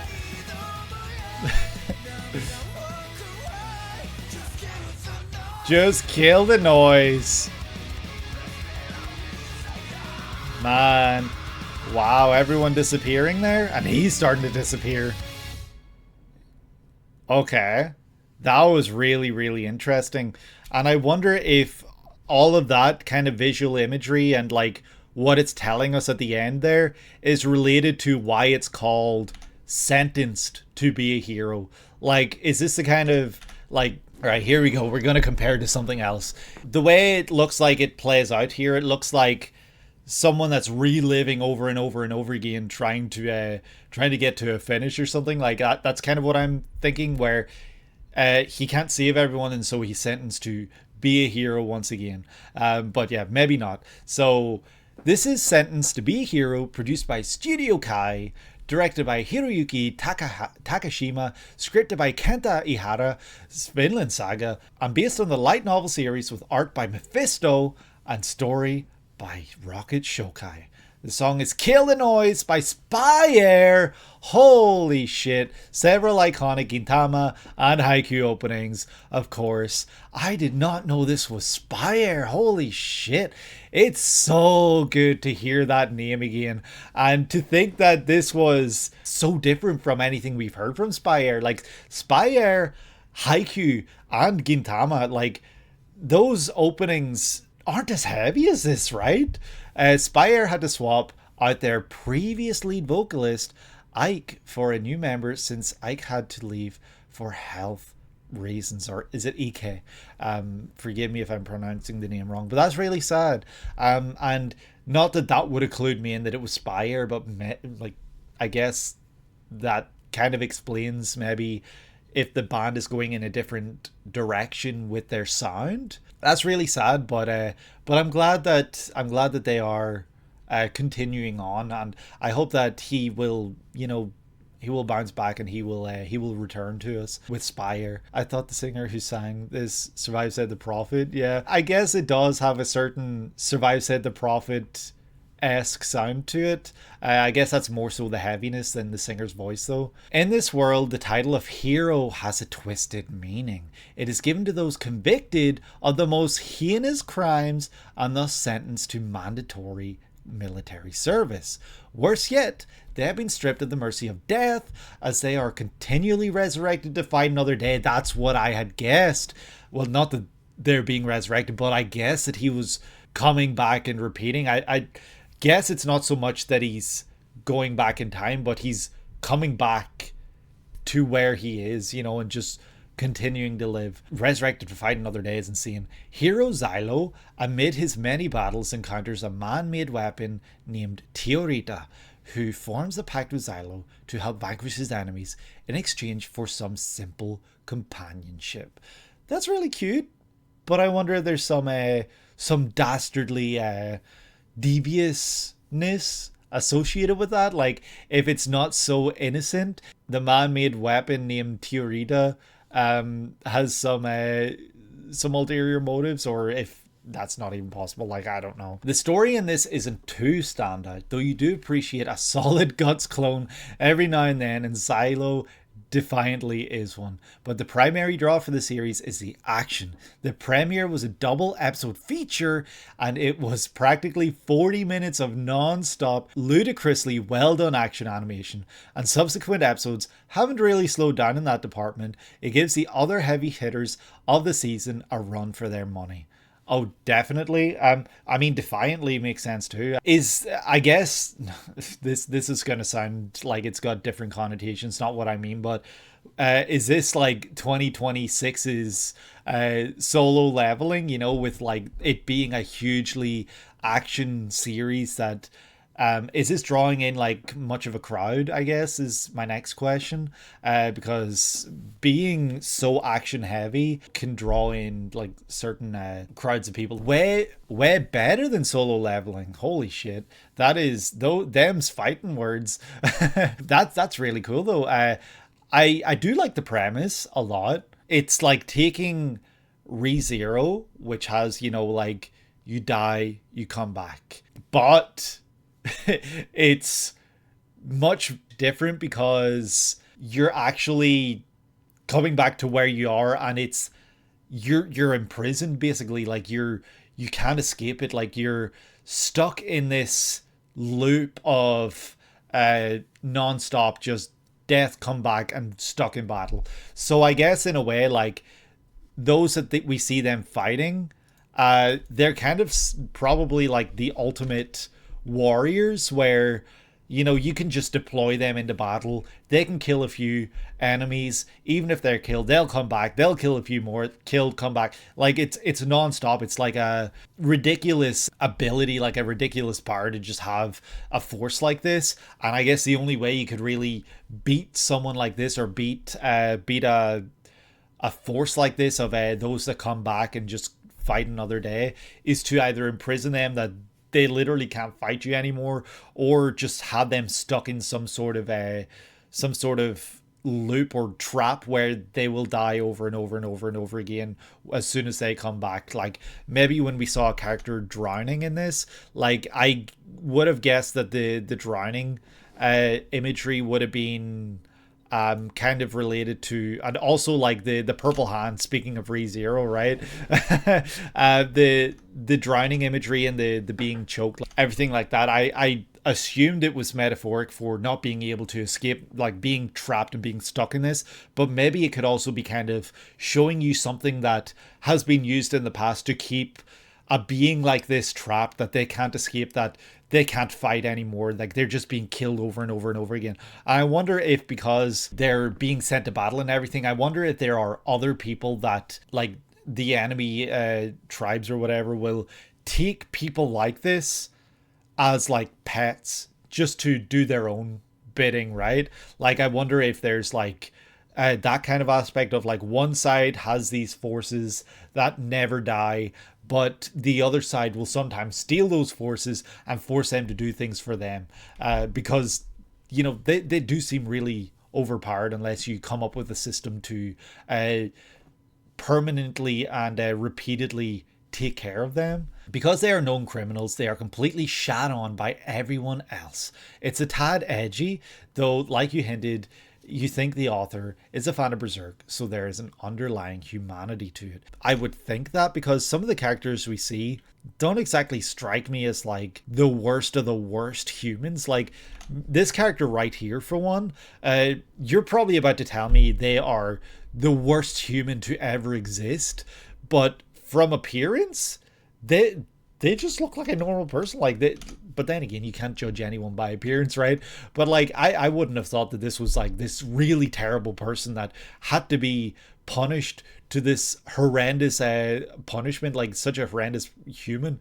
Some of them may have been sentenced by a corrupt society. I would have guessed so, and that makes a lot of sense. And it definitely adds more to this. And also like this kind of visual look with this flatness in the coloring, it's making me think of something in particular, and it's not coming to me, and it's really bothering me. What is this reminding me of? This is insanely sick looking. Once the animation kicks off, it kicks off. If the episodes are anything to go by from this, I imagine this would be absolutely one of the most fun watches of the season for sure. Then you get to see characters like this, and it's like, yeah, little wonder, you know, you get characters that are sentenced because I'm sure this guy did some crazy bullshit. It looks great. Yeah, I would imagine so, because this looks like, I don't know if it looks like this second half of the opening or more so like the first half. I would imagine it looks more like the first, well, not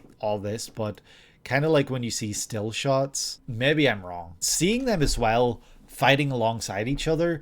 I'm sure they've got like, it's kind of like this brothers in arms type thing where they're like, I'm gonna quote High School Musical, like they're all in this together. More like the second half, holy shit, where you know they're all in this together, they're all fighting as one, they have a common goal, whether they like it or not. They have no other option than to do what they're doing. And Xylo's got a sick design too, let me just say. I really dig Xylo's design. And, you know, you did say that, you know, it looks almost like he's a berserk. Like he's, character-wise, he's kind of like Guts-esque. But character design-wise, he couldn't look any more different. But he does have that like air of badassery to him, and this like tattered cloak as well is so sick. He has that bit of gray in his hair, really. I never noticed that. There it is, I did see it right there. That's really, really funny. He does look like a very charismatic character, I would say. Like he does look like he's got depth to him, and I love that, and I'm sure that he's a really interesting character to follow. I don't know if this is kind of just always in the pits of despair or if there's moments of hope as well. I would like to think that by the end of the series, some of the good guys that we're following that aren't all bad repent for their sins, and they, you know, there's a lesser punishment perhaps than this awful just never being able to die, because yeah, that's kind of cruel and terrible. The color palette of the series is dark. Is it moody, ominous? And yeah, I also did really love the shot where he dropped the weapon only to pick it up again, because you saw him drop it early in the opening, and it did feel almost like he was dropping it, like he was giving up. But like by the end, we see him like notice his girl character that he seems to be fighting for or with or protecting. And that's when he picks up the weapon again, and he dives in head first, and he's there to fight, and he's not going to stop fighting until whatever goals he has are met. But holy shit, SPYAIR killed it. SPYAIR came in with heat. This is another one I need to listen to when I finish the stream. Which animation studio did this? Studio Kai. Are they a new studio? Probably not. But why have I never heard of them before? Because this looked sick. And something completely different. Oh, really? With number 8? But yeah, let's see what we get in number 8 here. Let's go. Take off your glasses. Not wearing any. Oh? This is fun. Being recorded through a phone camera lens. You and I are polar opposites. I feel like I've heard of this before. That's cute. Minecraft Creeper.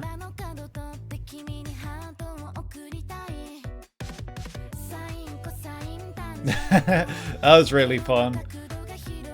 Like the Lego kind of aesthetic to this. Oh shit! Oh, that looked really cool. Oh!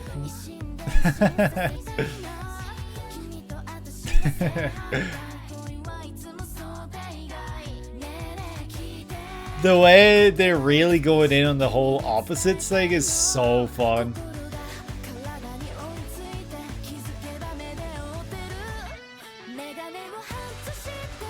She looks so fun. She's really outgoing and he's so quiet and shy.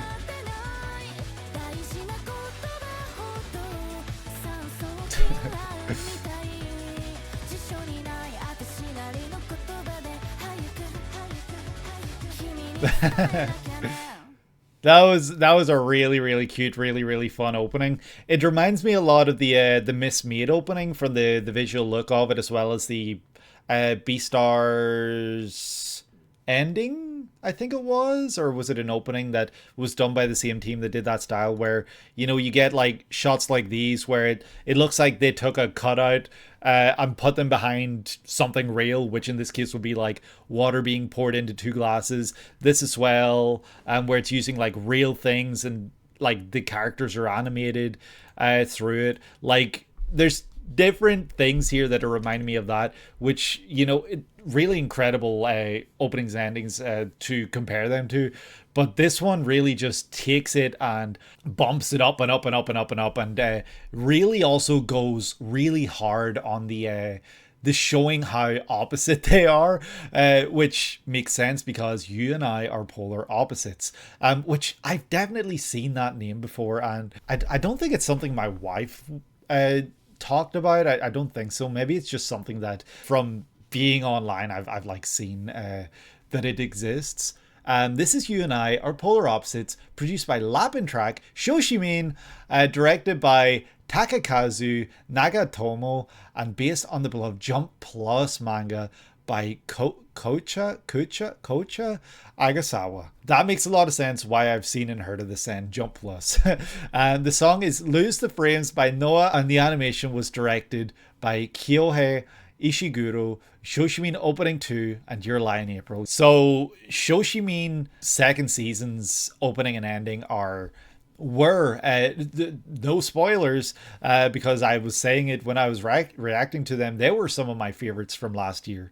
They were so like just breathtakingly beautiful, and I absolutely adored them. So seeing that name Shoshimin mentioned here again, it makes me really happy, because I know that this series is in good hands.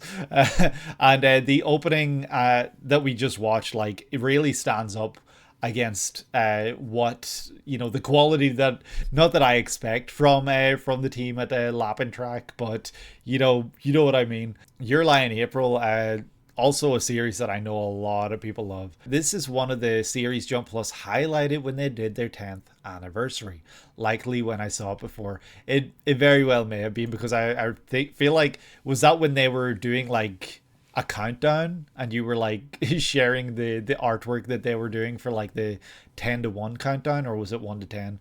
Not important, but you know what I mean. Bubbly Girl Suzuki and Frank Boy Tani have very brief daily interactions, yet fleeting they may be. Something is certainly building between them.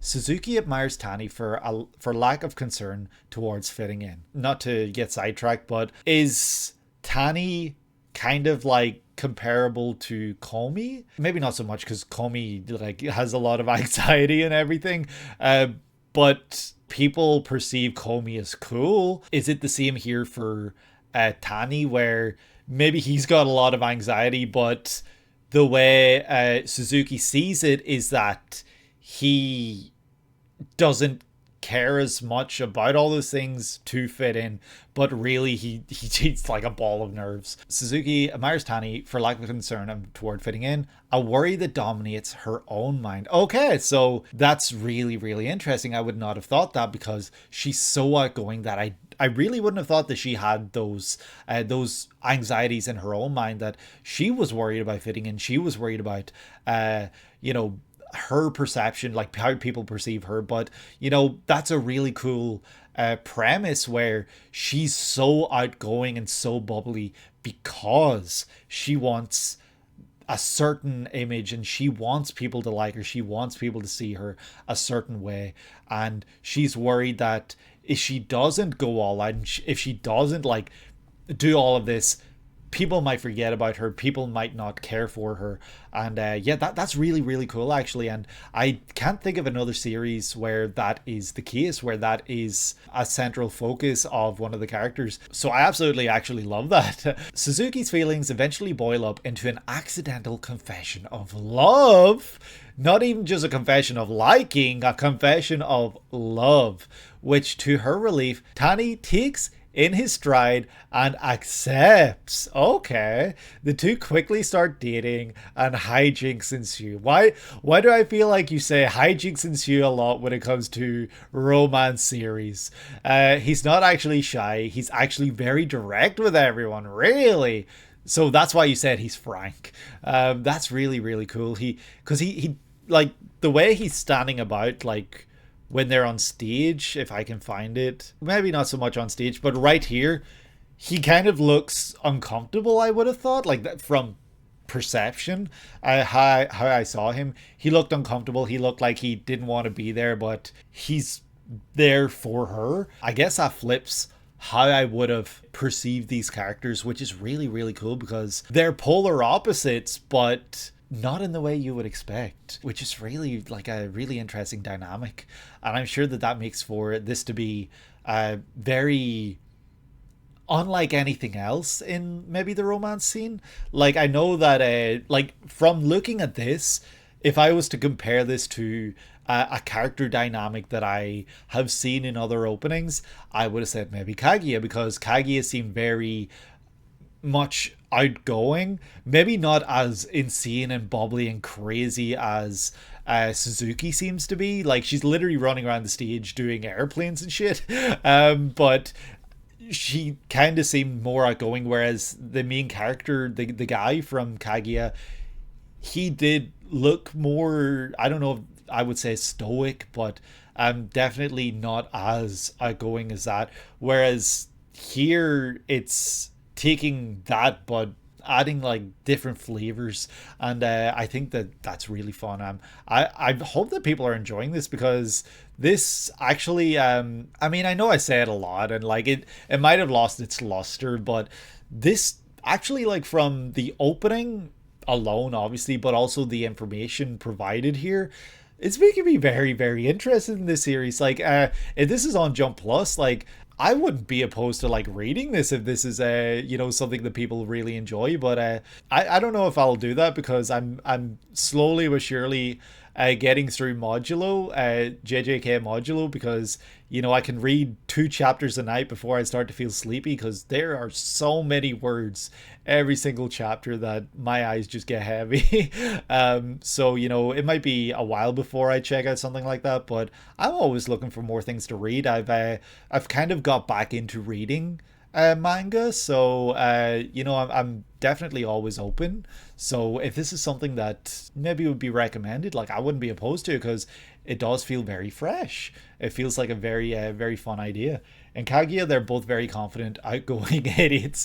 Fair enough. From the way they hold themselves from openings alone, Kaguya had more of an outgoing appearance, but I'm not surprised that they're both confident and outgoing. But yeah, this was so good. Who did you say this was by? Like, the song, I can't scroll up. Let me see if I can find it. Noah? Like, that name Noah sounds very familiar. Or is it just because, like, it's reminding me of, like, is it Ado? Is that the only reason it sounds familiar? I absolutely adored everything about this. Like, this is, it's so insane to me that there's such a stacked season when it comes to openings. Like, this, I don't know if I'm crazy, but this might be the best season of anime openings that I have personally checked out on this channel. Like, I don't know if there's like maybe, to name a random year, 2015. I don't know if 2015 spring is seen as like super stacked. I'm just using that as an example. Like, so insanely stacked that, like, you know, that's seen in such high regards. That, where do people that have been following anime for so long, 2015 and some bangers. That's really funny that I just threw out a random year. Now you're like, actually, like, how do people perceive this season when it comes to anime openings? Like, is this seen as one of the greatest in X amount of years, or what? Because maybe I'm just coming in with recency bias, a very new mind. Like, I'm very new to anime realistically. That maybe I'm just seeing this and being like, holy shit, like, I've never seen anything better. So I'd actually be really, really interested to learn and to hear from others if this does actually stack up well against, not this opening in particular, but like the season as a whole against other seasons. Not necessarily for anime, but also anime, but more so for openings is kind of what I'm thinking about. The community is too spread out for you to gauge on that. Yeah, I can imagine. Kind of crazy, like you said, they're a thing by episode 2. I'm sure that is like you said, like a world record, and I'm sure that that makes this series once again stand out compared to some other series where the chase is kind of the whole premise of the series. Well, not the whole premise, but like one of the big draws where it's the chase of like them getting to that point. Getting back to where I was when I started talking about this season as a whole, this opening, like, man, like, I do still think that the Fire Force opening is my favorite that we've seen today. But that's in no means taking away from anything else. This incredibly stacked list and how special everything is, but this one really, really, really does stand out for how it blends those real imagery like shots in with the animation, like very Shoshimine-esque, which, you know, is very iconic in its own sense. And yeah, like I love that, you know, we're seeing all of this through the lens of phones and everything. And man, there's just so much to this. This one has so much, and I loved it. Like I am really, really just blown away by this. This was really great, and I will have to recommend a new romance series to my wife if she ever gets interested in checking out manga once again, because this one's going to stick with me is what I'm trying to say. So yeah, I think we'll move on to the next one and see what we get in number 9. Butterfly and Flowers. Burning Away. That's gotta be Gabimaru right there, right? It is. Looks sick. Holy shit.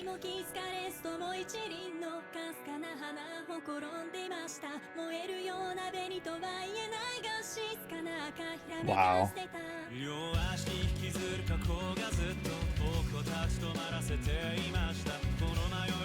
Do I dare say it?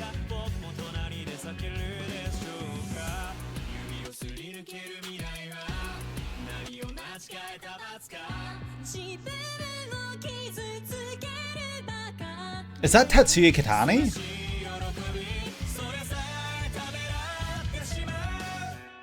Wow. Holy shit. That's sick.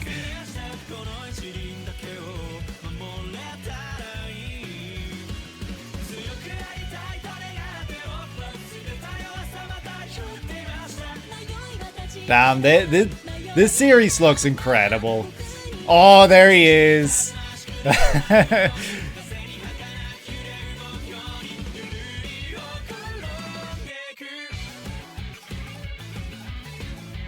Let's go.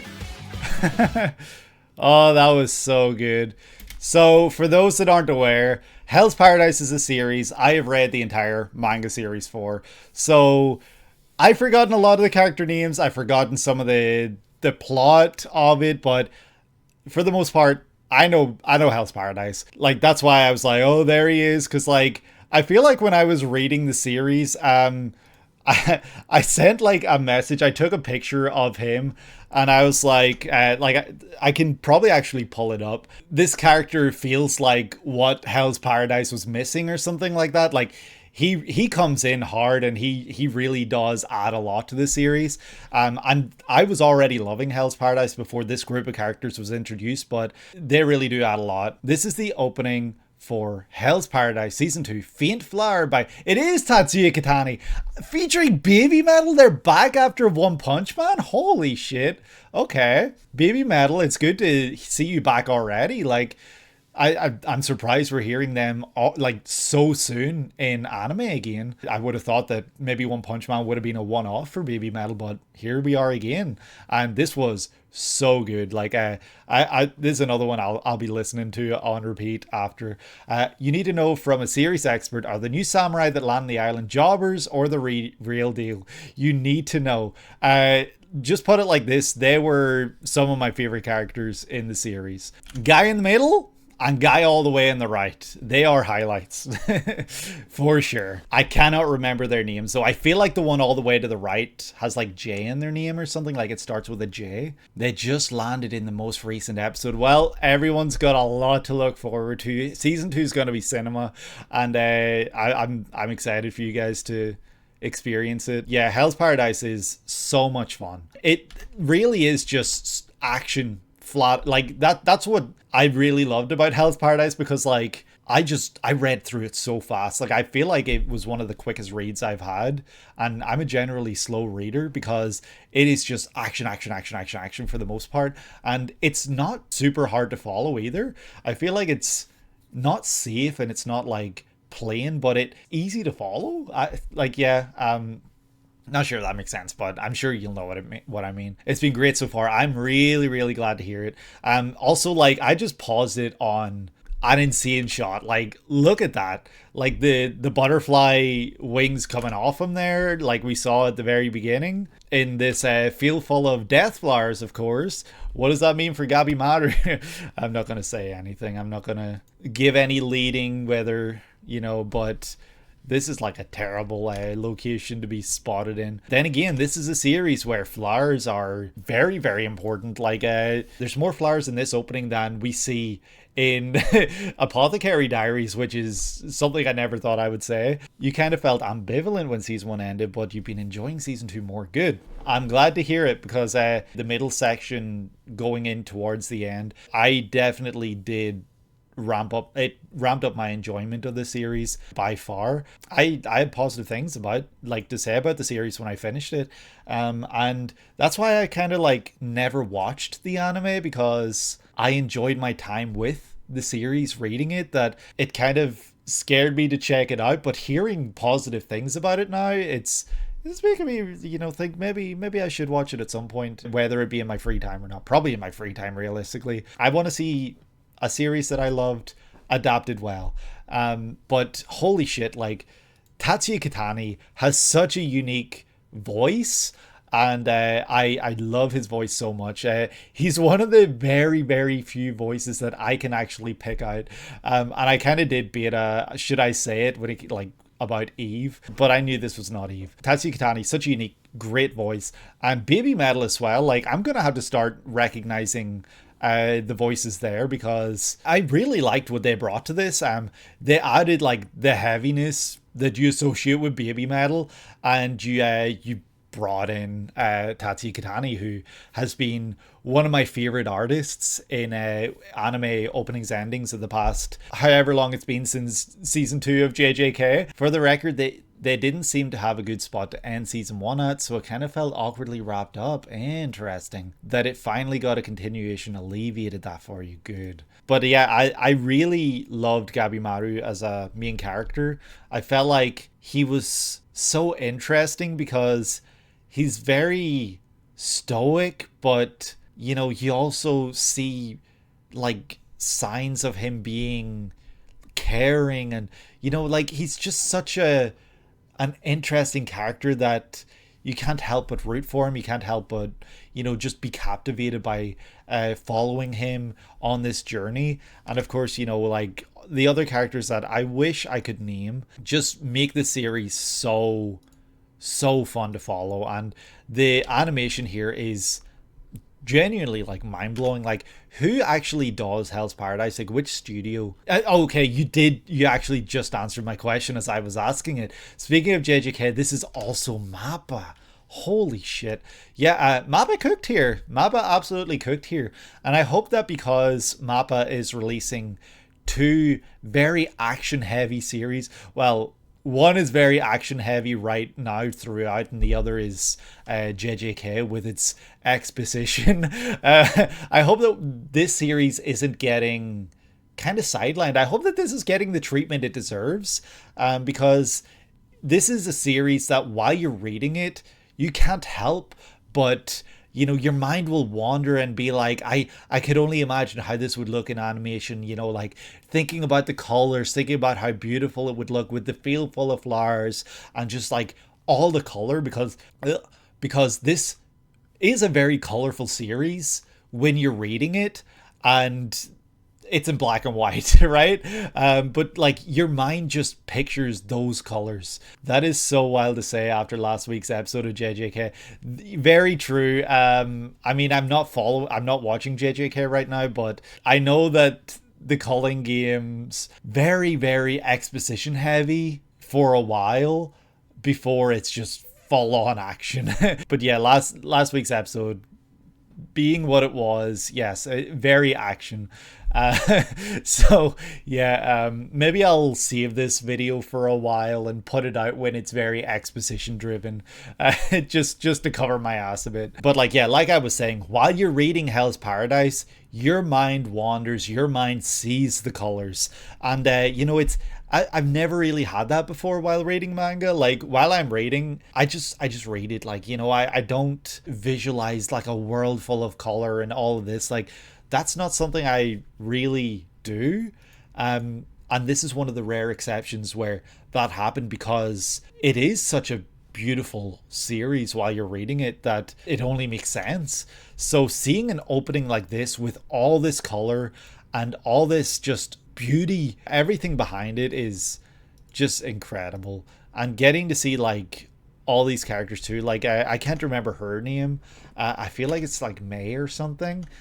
She's obviously very important for the series. It's nice to see her in this, because I don't recall her being in the first opening, though that's coming from someone who watched the first opening a lifetime ago and I can't remember it. So we're in season 2. So this happened a long time ago in season 1.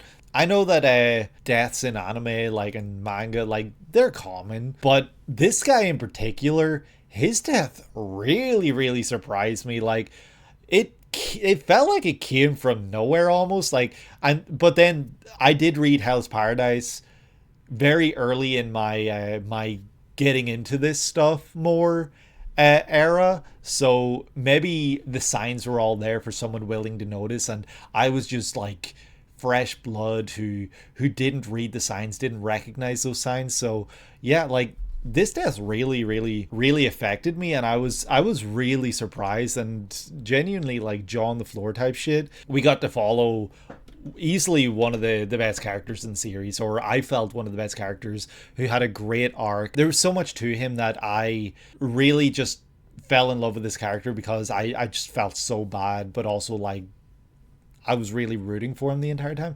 It kind of screamed going to die to you. See, there you go, like different levels of stages in their anime journey and stuff. I was very new, and so I did not see it coming whatsoever. The song kicked so much ass, and the visuals, like the energy, the animation just kicked even more ass. Like, I don't know how they did it, but yeah, also this guy, I loved him. He was so fun to follow. He like, I've said it so much, like, oh, he was one of my favorites, she was one of my favorites. He was one of my favorites too. Every time he showed up, I knew we were in for a good time. Of course, effectively like co-main character right there.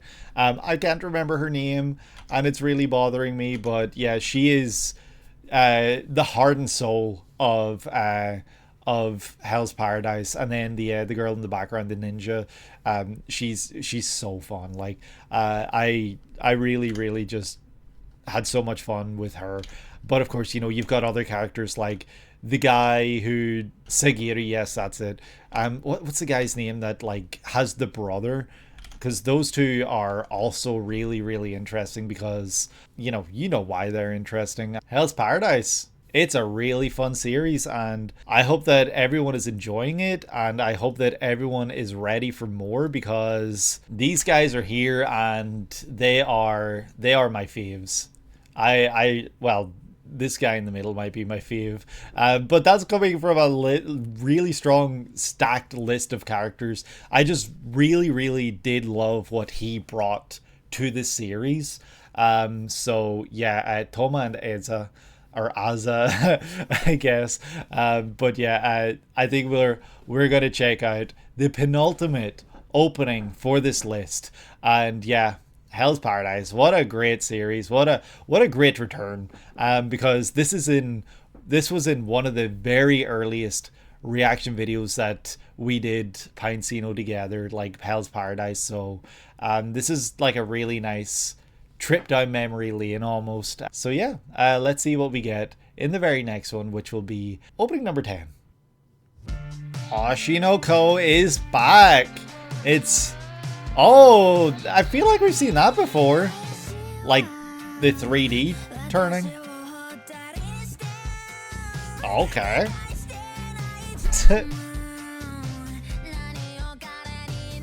Oh shit, she looked like a doll right there. Large focus on the girly pops here.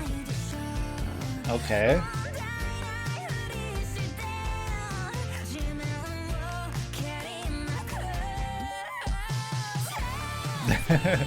Look at them go. Frog in your mouth.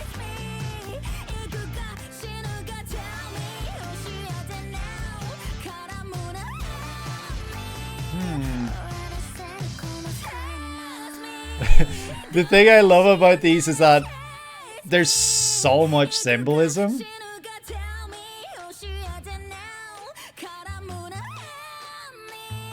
That singer's voice is Dordai. Cutting the strings.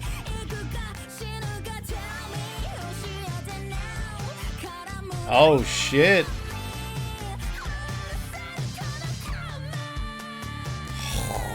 Singer's voice. Holy shit, the red strings of fate. And yeah, okay. I just, for the most part, just shut up and enjoyed this one. I feel like I wasn't talking as much as I have in the past for openings and stuff. So there is a lot within this that kind of points me in some directions that I could only theorize in the past. This is the opening for Oshi no Ko Season 3 Test Me by CHANMINA. CHANMINA, holy shit. That voice was insanely good. The intensity behind that voice and the way I could just feel the intensity was honestly crazy. I'm really blown away by that. So we're gonna go back to the start, and did other openings start with this very same 3D star turning? Because I feel like I've seen that exact purple background and star turning before. And also I'm realizing now it kind of looks like there's like an oval around it. So I guess for, you know, what that represents, looks like an eyeball. And, you know, the certain characters have stars in their eyes. And I guess this is kind of showing that.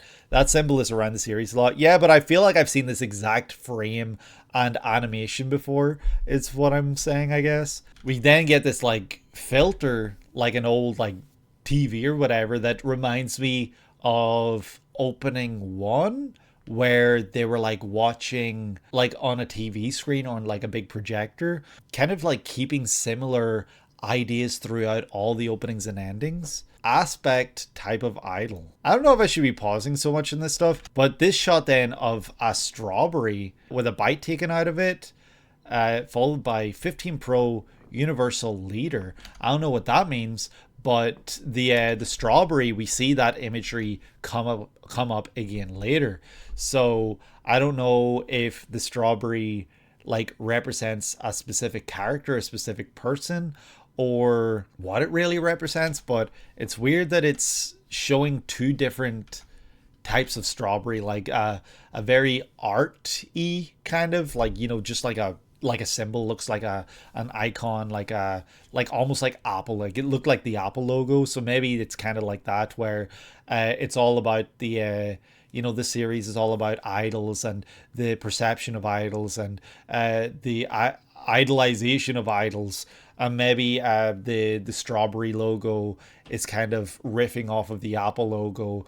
And when we see like a strawberry later that is like all destroyed, like it's decayed, right there, it's metaphoric for how technology is kind of like twisting and rotting everyone. Like, I don't know if like I'm even close to being right. Like maybe the strawberry logo isn't the stand-in for Apple at all. I'm going to go off of that theory anyway and suggest that this specific shot is just showing the damage that that kind of technology can cause when it comes to this realm of you know, like idols and everything like that. It really focuses on the girls a lot in this early section of the opening, and it's I guess kind of pointing out the beauty standards that are associated with like being a female in this kind of line of work and everything, and being an idol. And like we see that the girls don't necessarily seem happy at all times here. She's knocked over the makeup and everything, so she sits there, she does her makeup, and then like knocking it over, kind of showing how she really feels, I guess. It's about idols, but also at this point, the entire entertainment industry. The most recent episode had a lot of its conflict spurred on by a call out tweet. Interesting. Like Akane there is an actress rather than an idol. Gotcha. Okay, I see the evolution of this series, I guess then. Also, like, I feel like I've said this in the past. I really, really do love the designs for Oshinoko. They look so great. Like the use of like the colors and everything, the just physical designs, like the way they look, I think they look so special and so standout, even in an industry like anime where it's, I wouldn't say saturated, but there's so much out there, that for a series to stand out like this, they really do a great job. And I feel like it's incredibly eye-catching, exactly. And I feel like that's very important for a series like this in particular, where the characters like this one and others are supposed to be eye-catching and they're supposed to stand out. It's a lot of pressure on a team to ensure that that happens, but they have really done a remarkable job at ensuring that that is the case. And every time I see anything related to Oshinoko when it comes to openings and endings, I'm blown away consistently. Like, and I don't know why it keeps blowing me away, because there's a certain level of quality now that I've just come to expect. Like, it's not that I've come to expect. I know we're getting it. It's not even that I expect it. I just know it's on its way. So yeah, it's such an incredible looking series, based off of openings and endings alone. What more can I say about like the character models? We see other characters in this one. Feel like I don't remember seeing her before, and this shot in particular is kind of crazy because we see her, like this character who looks to be trapped, Kana, I would guess her name is, trapped in this like window. It's like if you were to go window shopping and you just see all this stuff, like people just perceive her, people don't know her, but people think they know her. Like that's kind of what this seems to be, a product, exactly. Like while I was watching this, I thought that it was kind of like a Barbie box, like that kind of thing, like she was a doll, but it looks more like she is like maybe seen as this like fashion icon or something. She's literally a product. She's not a real person, and people don't perceive her as a real person, which it's really interesting. I know I've said about this series a lot in the past from openings and stuff, but it's really, really cool and interesting to me that this series does tackle such dark subjects and such relevant subjects. Like, I just rewatched Perfect Blue like a week ago, maybe longer than a week ago or a week or two ago, and it really blows my mind. Just that movie came out in like the 90s, and it feels ever more relevant today than ever before. Like, it's insane that like a movie like that came out then, and it just goes to show that things haven't changed really. Like the whole idea of celebrity and everything, like it's still how it was then, and like people still perceive celebrities in a certain way. And I think it is like really cool that a series tackles that from like the celebrity perspective, I guess. Then also like we see this where we see her, who I think she's like one of the main characters, right? She's the girl who's dancing in Burning, like ending 2. Ruby, I do remember you saying the name. Isn't the guy called Aqua? From what we've seen of her in the past, she looked full of life. She looked like she was very energetic, like she was putting on a show. She was an entertainer. And now we're seeing like a very different side of her, like a side that she probably hides from the public, that is the real her. She is beaten down. She is broken. Like she looks genuinely done with like living. Honestly, it's really, really sad. Like, I would guess that this is her mother, because like we saw there's also the secret third one, Emerald Weapon. That's really funny. You know, we saw in openings and endings in the past, her, like, this girl, like the main idol, the purple idol, with two kids, and those two kids being Ruby and Aqua. So that's why I've always been under the assumption that they're her children and that she has passed. But in other openings and endings, we've seen her there, so it's kind of been confusing me. I don't know if it's in spirit or physically, but she was the ultimate idol, it would seem. She was someone that really just went out there and personified the word idol, and that's made very clear and obvious by the first opening for the series, Idol by Yosobi, because that's her opening, right? You think of that opening, you think of her face in your face. If her mother has passed, if her mother has died, she seems to be still really beat up and upset about it, and really just down. And she seems to be trying to follow in those footsteps in being an idol of her own, but she's drowning in everything that is her mother. She'll never be her mother. She'll never beat her mother. Yeah, no spoilers, please. Because yeah, like I don't know this series, and I'm going off of what I'm seeing, but I don't know if it's kind of that she is really down because of the comparison that people give for her and her mother, or because her mother isn't with her. Something like that. Maybe it's not even her mother. Maybe it's someone that they just met at one point. I don't know. But yeah, the way she's like smothered in all of this, and it's all she sees, it really just makes you think that she's just a broken little child that misses her mother. But then you see a shot like this, and that doesn't look like someone who is missing or has love in them. This looks like the face of someone that is in such deep anguish and like rage. Like, this is intense. Like, this is like, to speak of you were mentioning Berserk earlier, like this is very like guts rage-esque. And it really did take me by surprise seeing this, following up what we just saw. But I guess it really shows that there's a lot of layers to her character.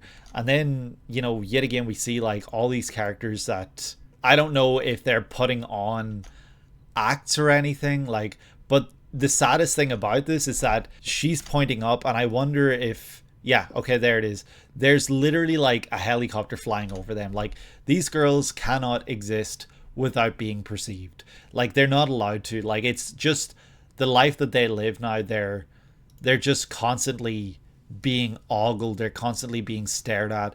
And that's what we saw at the beginning, where they were putting on makeup and everything. It looks very music video, I guess you could say that. Yeah, shot like that, and then like all like the glasses, and then the flashing.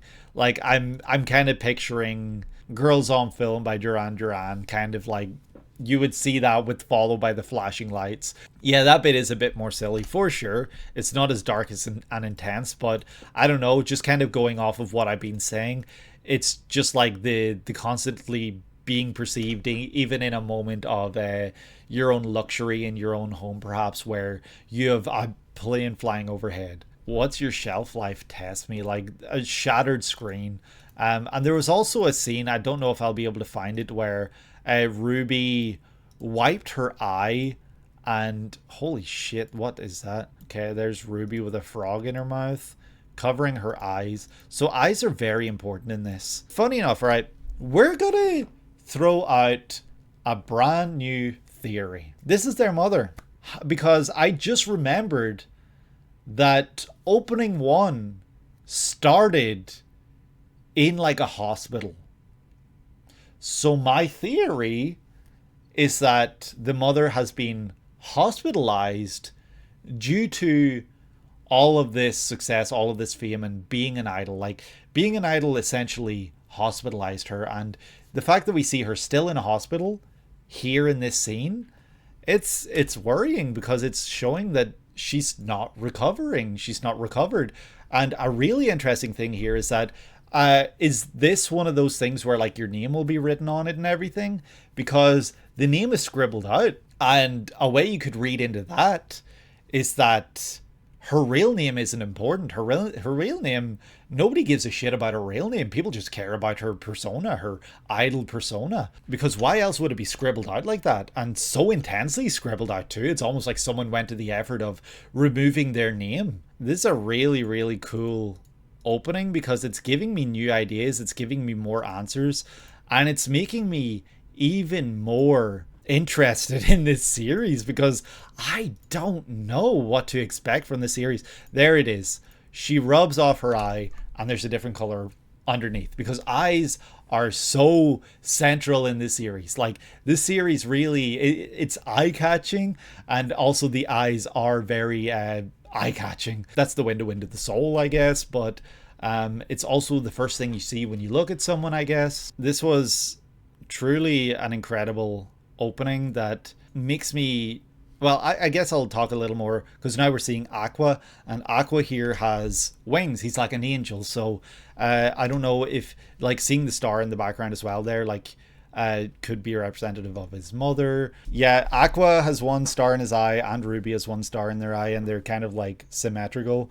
I did like notice that in opening 1, I think. So like they're two sides of the mother, I guess. Ruby is the idol and Aqua is kind of like the normal person, but him having like angel wings, maybe because he's Ruby's guardian angel, like he's here to save her. Is that his like mother's hair? I think it is because of the color. That's really sad. Yeah, I'm not really sure how to perceive that, but he's got tears in his eyes right after it, so he's also going through it with his mother. They're kind of going through it in different ways, but in similar ways where they do it in private, I guess. He kind of sees her, his mother, as someone who's gone maybe, whereas Ruby sees her as someone who's not gone. But then we get a scene here where he puts on a mask and goes and cuts the strings of the mother. He's trying to separate himself from that. He's trying to separate all of that from that, and it seems like he's trying to distance himself and separate all that, but he doesn't do it with his real face. He has to put on a facade in order to do it. Before he can do that, I don't know what that is, but it's insane.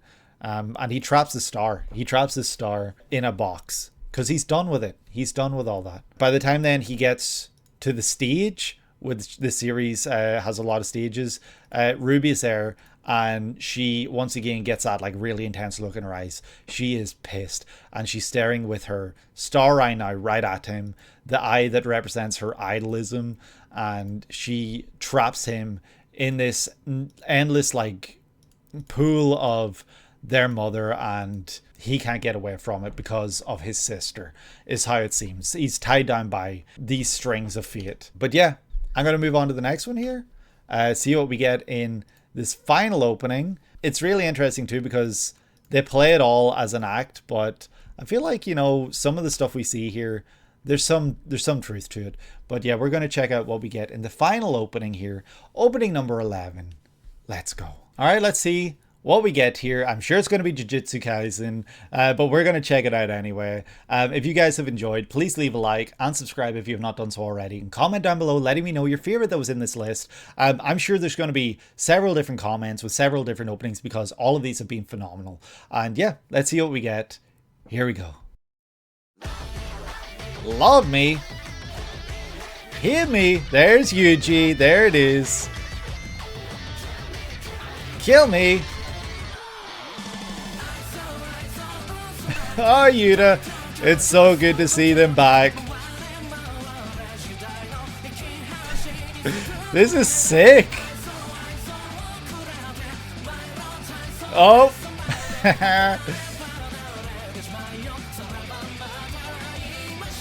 Man, seeing all the key players here is so good.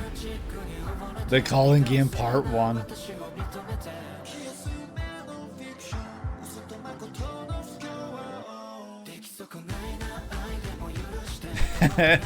I'm sure that was a fun episode to watch live as it was happening. Damn, look at that art. Holy shit, the scream. There he is. Holy shit. King Kamuy back again. Why did it pause? Why is it buffering? Oh no. Why has it done this? Okay, we're gonna... Damn, seeing all these... Why? Okay. This is actually the worst thing that has ever happened ever. We're gonna go back a little. We're still enjoying it. But yeah, this is really, really sad and annoying. But here we go. We're gonna finish it now. It's so good to see all these characters that I knew and loved watching this series. Or reading this series.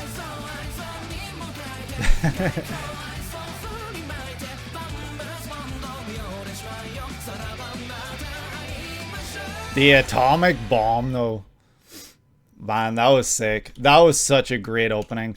I am really sorry about that. I don't know why it happened. We're gonna just real quick. The way this showed so much, but it happened so fast was really cool. I really dig this one a lot. I really just can't think of a better way to end this list than with a JJK banger here. This is the opening for Jujutsu Kaisen, The Culling Games Part 1, AIZO by King Kamuy. The animation itself is directed by Shota Goshozono, the director of Season 2 and Season 3, and Takeru Sato, assistant director for Season 3. Or just Goso. So it's really crazy that like they really just did not slow down whatsoever with this. There is just... Jeez, that is a shot and a half right there. That is spoilers. Let's move away from that one. This one shows a lot, but shows so little at the same time. And it's focusing on very key moments within this series. And I expect that it's also showing moments from Part 2 and beyond, because Mr. Comedian, I really don't think we're going to see much of him in Part 1. I feel like he doesn't show up for a very long time, really. So this is a series that obviously everyone's loving, so I'm gonna give this the One Piece treatment, where I don't talk about what I see because I know too much. But man, is this a stunning... Also, just the freeze frame there is so funny. This is these bozos. This is a stunning opening, and it's really giving me hope that they're not slowing down whatsoever. Like, Season 2 of JJK was one of the most insane viewing experiences I had while watching an anime, full stop. Like, I got as far as the episode where Toji returns, and I was just like, I'm gonna read the manga. And I was loving the anime so much, but I just had to read ahead because I just needed more. Like, this is one of those series, I've got a t-shirt of it, I'm wearing it right now, and this is one of those series that just made my love for this medium all the more. Like, it took something that I had a passing interest for and made me just like, it made me fall in love. Like, I funny enough, this, like, earlier today, found the exact moment I asked Pinecino if I should watch JJK. It's really funny to think back that I had to be not necessarily convinced, but I had to, like, kind of be convinced, like, if it would be something that I would enjoy.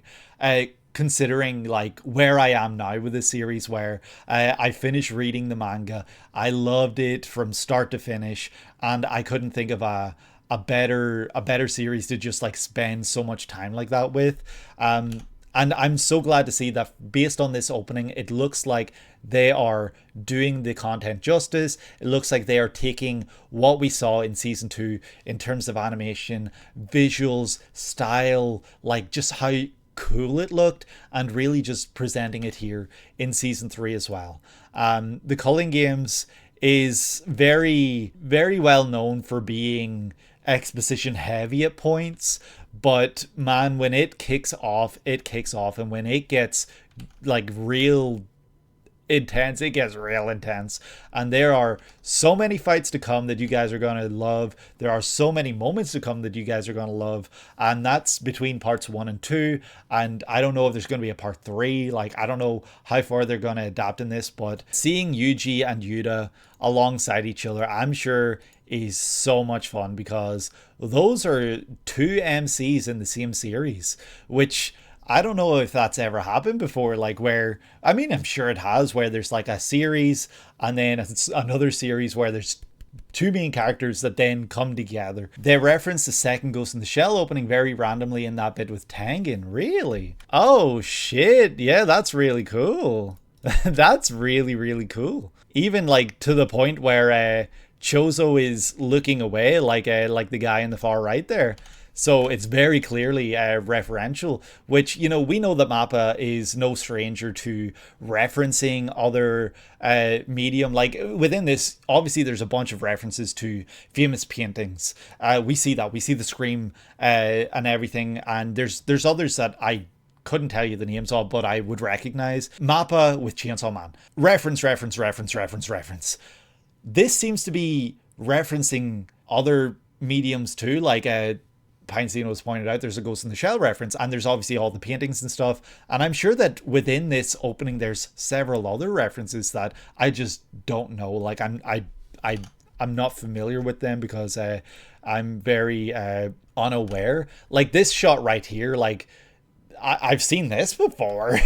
I don't know what it's from or anything. It actually did happen in a very famous series, Sailor Moon. Really? That's cool. Also, the reference, of course, probably the biggest reference within this is, I mean, maybe it's not actually a reference, but for me, when I was seeing that nuke coming in the whole time, all I could think of was Doctor Strangelove. You know, a very iconic scene from that movie. We don't see someone on it, but you know, just following the nuke so much, it just made me think of that. Crazy, just the artistry behind this. Who is that though? That's the Scream face. Like, I'm wondering if it's a certain scar-faced individual. For reference, today's episode was the meeting between Yuji and Hikari. Hikari is showing up. Holy shit! I forgot how soon he showed up. For some reason in my memory, he shows up like 3 episodes down the line. But that's so cool. Like, he's gonna be good luck. that's it. Just good luck. I'm not saying anything else, but Hikari is a treat. He is a treasure. Obviously, last episode, the previous episode before the episode with the Hikari showing up, it's very much action heavy, you know, but it's very important. Like, it's a huge character moment for a certain girly, but man, is it like one of the most iconic moments in maybe the whole series, and I hope they did it justice, and I'm sure they did, because this is JJK, and JJK is the golden child for Mappa. Even all the way back in season 1, it was very clear and obvious that JJK was a series that they cared deeply about. Also very, very bloody. It was very bloody, yes. And it's funny because it's recently been referenced in a chapter that I read in JJK Modulo, which I'm currently reading. I'm very behind in it. As of the time of recording this, I'm like chapter 5 or 6, and I'm enjoying it. I think it's very fresh, but it's very familiar, is what I'm trying to say. So I'm looking forward to seeing how that develops. I've been lucky to avoid spoilers, so I'm hoping to be caught up by the time I put this out. King TOMOO as well did an incredible job with this song. This was such a great track to accompany such an insane visual treat like this one. Oh god, there's our boy. Oh shit, I forgot about the insect thing. Seeing all these characters, I'm just being reminded of moments that I honestly forgot within this series. And Specials Chads, we are back on top. Specials will always have a place in JJK history, but man, this one was a spectacle. This one was an absolute treat. I'm So glad that we were able to check this out. It's the first time JJK has actually been featured on the channel. It's been mentioned a lot, but this is the first time it's been here. And yeah, what a great way to do it. King Gnu, AIZO, Mappa, Pinecino all came together here to make this moment very special, and the only thing that ruined it was a buffer bar, but that did not take away from my enjoyment. It is a shame, but you know, I'm going to include that entire thing. I'm not going to make cuts. I'm not going to make this look fake. I'm not going to do anything silly, because this was my first time reaction, and I want this to be honest. I absolutely love this. I had a great time with this, and I can't believe we're here. I can't believe the culling games are about to begin. Like, well, they have begun. There he is, Hikari, and I cannot remember her name, but she's a very important character for a very specific reason. Hi, sorry for the jump scare. It's future Jasmer here. If you didn't watch the intro, I explained that due to the technical issues which you should have experienced by now during the AIZO by King Gnu opening, I decided that I was going to check out the entire full song with music video, just as a little apology, because I feel really bad about it. Just to kind of make up in what small way I can for that issue, for that error, because it was unforeseen. I couldn't have seen that coming. It was very unfortunate. It was very sad, very upsetting, especially for being JJK, a series that I have so much love and adoration for, that I was so excited to check out an opening for. So this is my way of hopefully making that up to you guys. So I'm going to check out the full song, and it's just really cool because I never commented on it, I think, during the stream, but obviously King Gnu, they did specials. A very iconic opening during the Shibuya arc. So this is going to be AIZO by King Gnu, full song, full music video reaction. I have not heard the full song for this yet. I have been waiting for this to record it. I want to include this in my gym playlist as soon as possible, so this is going to be very exciting for me to hear the full song and then to immediately add it to my gym playlist. I'm not sure how much I'm going to talk about it after the fact, but yeah, let's see what we have in store for us. I've never done a full song reaction like this on the channel before, so this is very new for me. So this is a new uncharted territory. I don't know really how to go about doing this, but I am excited. I couldn't think of a better way to do it than for JJK, of course, and King Gnu, obviously. But yeah, let's see what King Gnu AIZO has in store for us with a full song. Let's go. We're starting with the red. Oh, we're in Shibuya by the looks of things. Of course, King Gnu starting off in Shibuya. Love death game.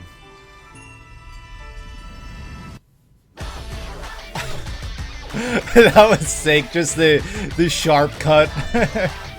Love me, love me. I forgot how sick this song was. I haven't heard it. It's so good. The quality of this is so good. Look at that, like video game footage almost. Oh my. I feel like I could go through this and pick out the references, but they look so good too.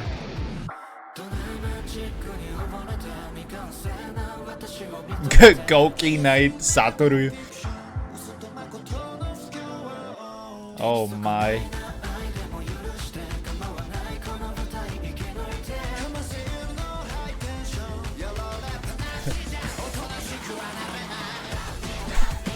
I love this flash of him, love me, love me.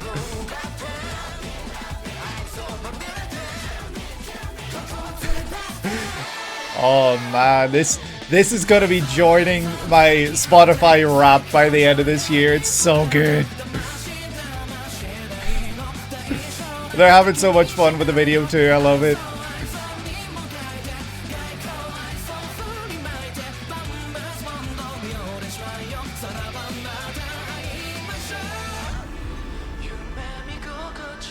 Oh, we're breaking it down a bit. This cockroach.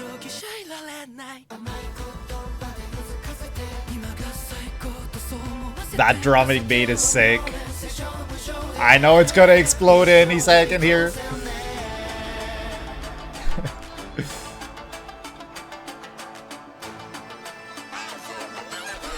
The visuals are so good too. Oh, here we go. We're building back up.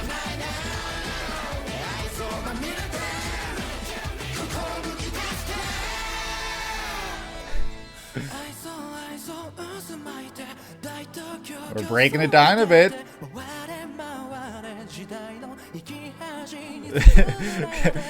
Looks like something you would see in a YouTube, like an old, like, YouTube poop video or something, like when it's showing that guy in the swing.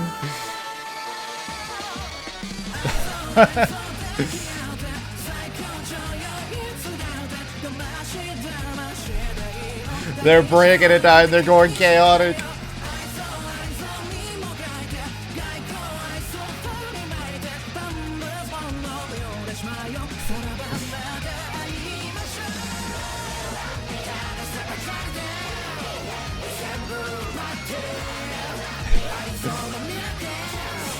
This looks like, this looks so good. Like, I'm sure they had so much fun recording this. That's all I can think, just how fun this looks.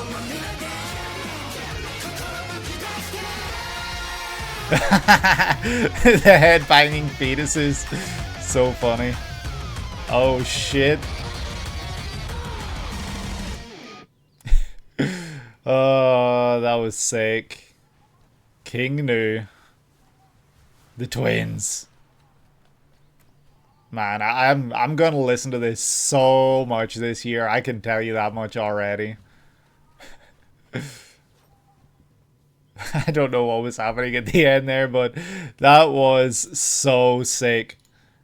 That was so good. I don't know. Like, there were some things here that were just reminding me of certain other like games and stuff. Like, seeing this big steel thing right here, like whatever this is, it's reminding me a lot of is it Drakengard? You know, my relationship with Drakengard is not like most. I have not played any of it. The closest thing I have to Drakengard is really just the Final Fantasy XIV raids, the Alliance raids, which were Nier Automata, because obviously Nier split from Drakengard, one of the alternate endings and stuff. So yeah, I know very little, but I have seen kind of like footage of like a final boss or something in Drakengard where there's this big thing in the sky or something, and you know you're kind of fighting it, and you know footage of this kind of reminded me of that. I'm not sure if that's at all accurate or anything like that.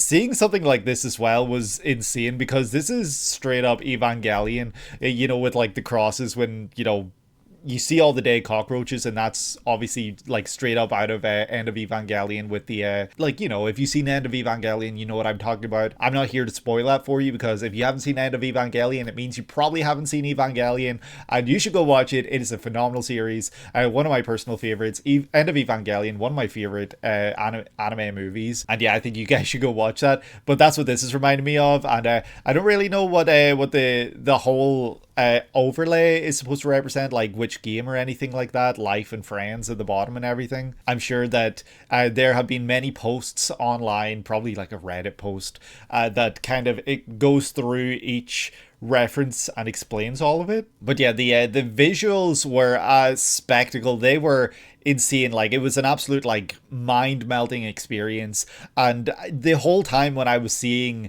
the band performing, like, they just looked like they were having so much fun. Like, I love that they were just out there jamming, and you know, obviously, like, for a music video, they're gonna look like they're having fun, they're gonna go out there and they're gonna have a great time. But something about this one just looks so fun in particular, and pair that with the insane visuals, like these fetuses towards the end when we see the fetuses headbanging. It was so funny. I don't really know how to interpret the story within this, because it looks like it starts off with these two twins that are playing a game together, and then eventually the twins become one or something, or one of them disappears and turns into a bat, like a weapon for the other. So you know, you could kind of interpret that in a certain way.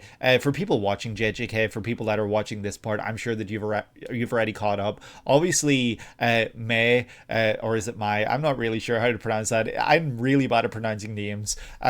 This can kind of represent what happens within JJK between Maki and Mei, Maki and Mai. you know, very much so here. Like it seems very on the nose about that, and I'm sure that there are other things within this that kind of represent that too, like, but I'm not really going to be able to pick out all the references, especially to JJK, even though I have seen the series. I feel like that's the only reference I completely understood, the turning into a weapon. But it was sick, and it did seem like maybe each of the band members got like their own kind of avatar or something, like something representing them within the visuals that you know, with the video gamey stuff. And visuals like this with the video gamey stuff, like, you know, kind of harking back to like another music video that I can think of, Californication by Red Hot Chili Peppers. Obviously not playing out the same way at all, but you know, just seeing that kind of a visual style and like video gamey kind of footage within an actual music video like this, kind of, you know, that's what it would have reminded me of. But I do think that this one had a lot more bang for its buck, and the song as well was just so killer. Like it's so good that I'm actually going to add it to my Spotify playlist literally as I'm talking, so forgive me for looking down. I am finally searching up AIZO by King Gnu, and I am adding it to my playlist. There, it's done. I've added it, and I cannot wait to listen to this at the gym. It's so good. This was an absolute treat. I'm obviously still very upset and sad that the technical issues happened, and I apologize for this piss off dog that's barking in the background. It's not my dog. I don't know whose dog this is, but it's really annoying. Obviously, like I said, I'm very upset about the technical issues happening, but at the same time, maybe it worked out for the best, because I was able to do this today and I had so much fun doing it. This was so good. This was so much fun. It's something I'd never done before, and I think I'd like to start doing stuff like this in the future. So if you guys have any other recommendations for full songs that you'd like to see me check out, leave that in the comments below. But I'm going to switch back to past me now to finish out this video, do like a little outro and everything. So switching it back over. Take care. I'm going to probably wrap this one up now, and I hope that you guys enjoyed. If you did, please leave a like and subscribe if you have not done so already. Be sure to thank Pinecino down below for the work that he did in compiling this list and providing all this information. Hit the notification bell if you want to be notified when more videos like this one go live on the channel. And yeah, I'm going to wrap this one up. I hope that you guys are having a great day today and that you're able to take it easy, and I will see you in the next one. Take care.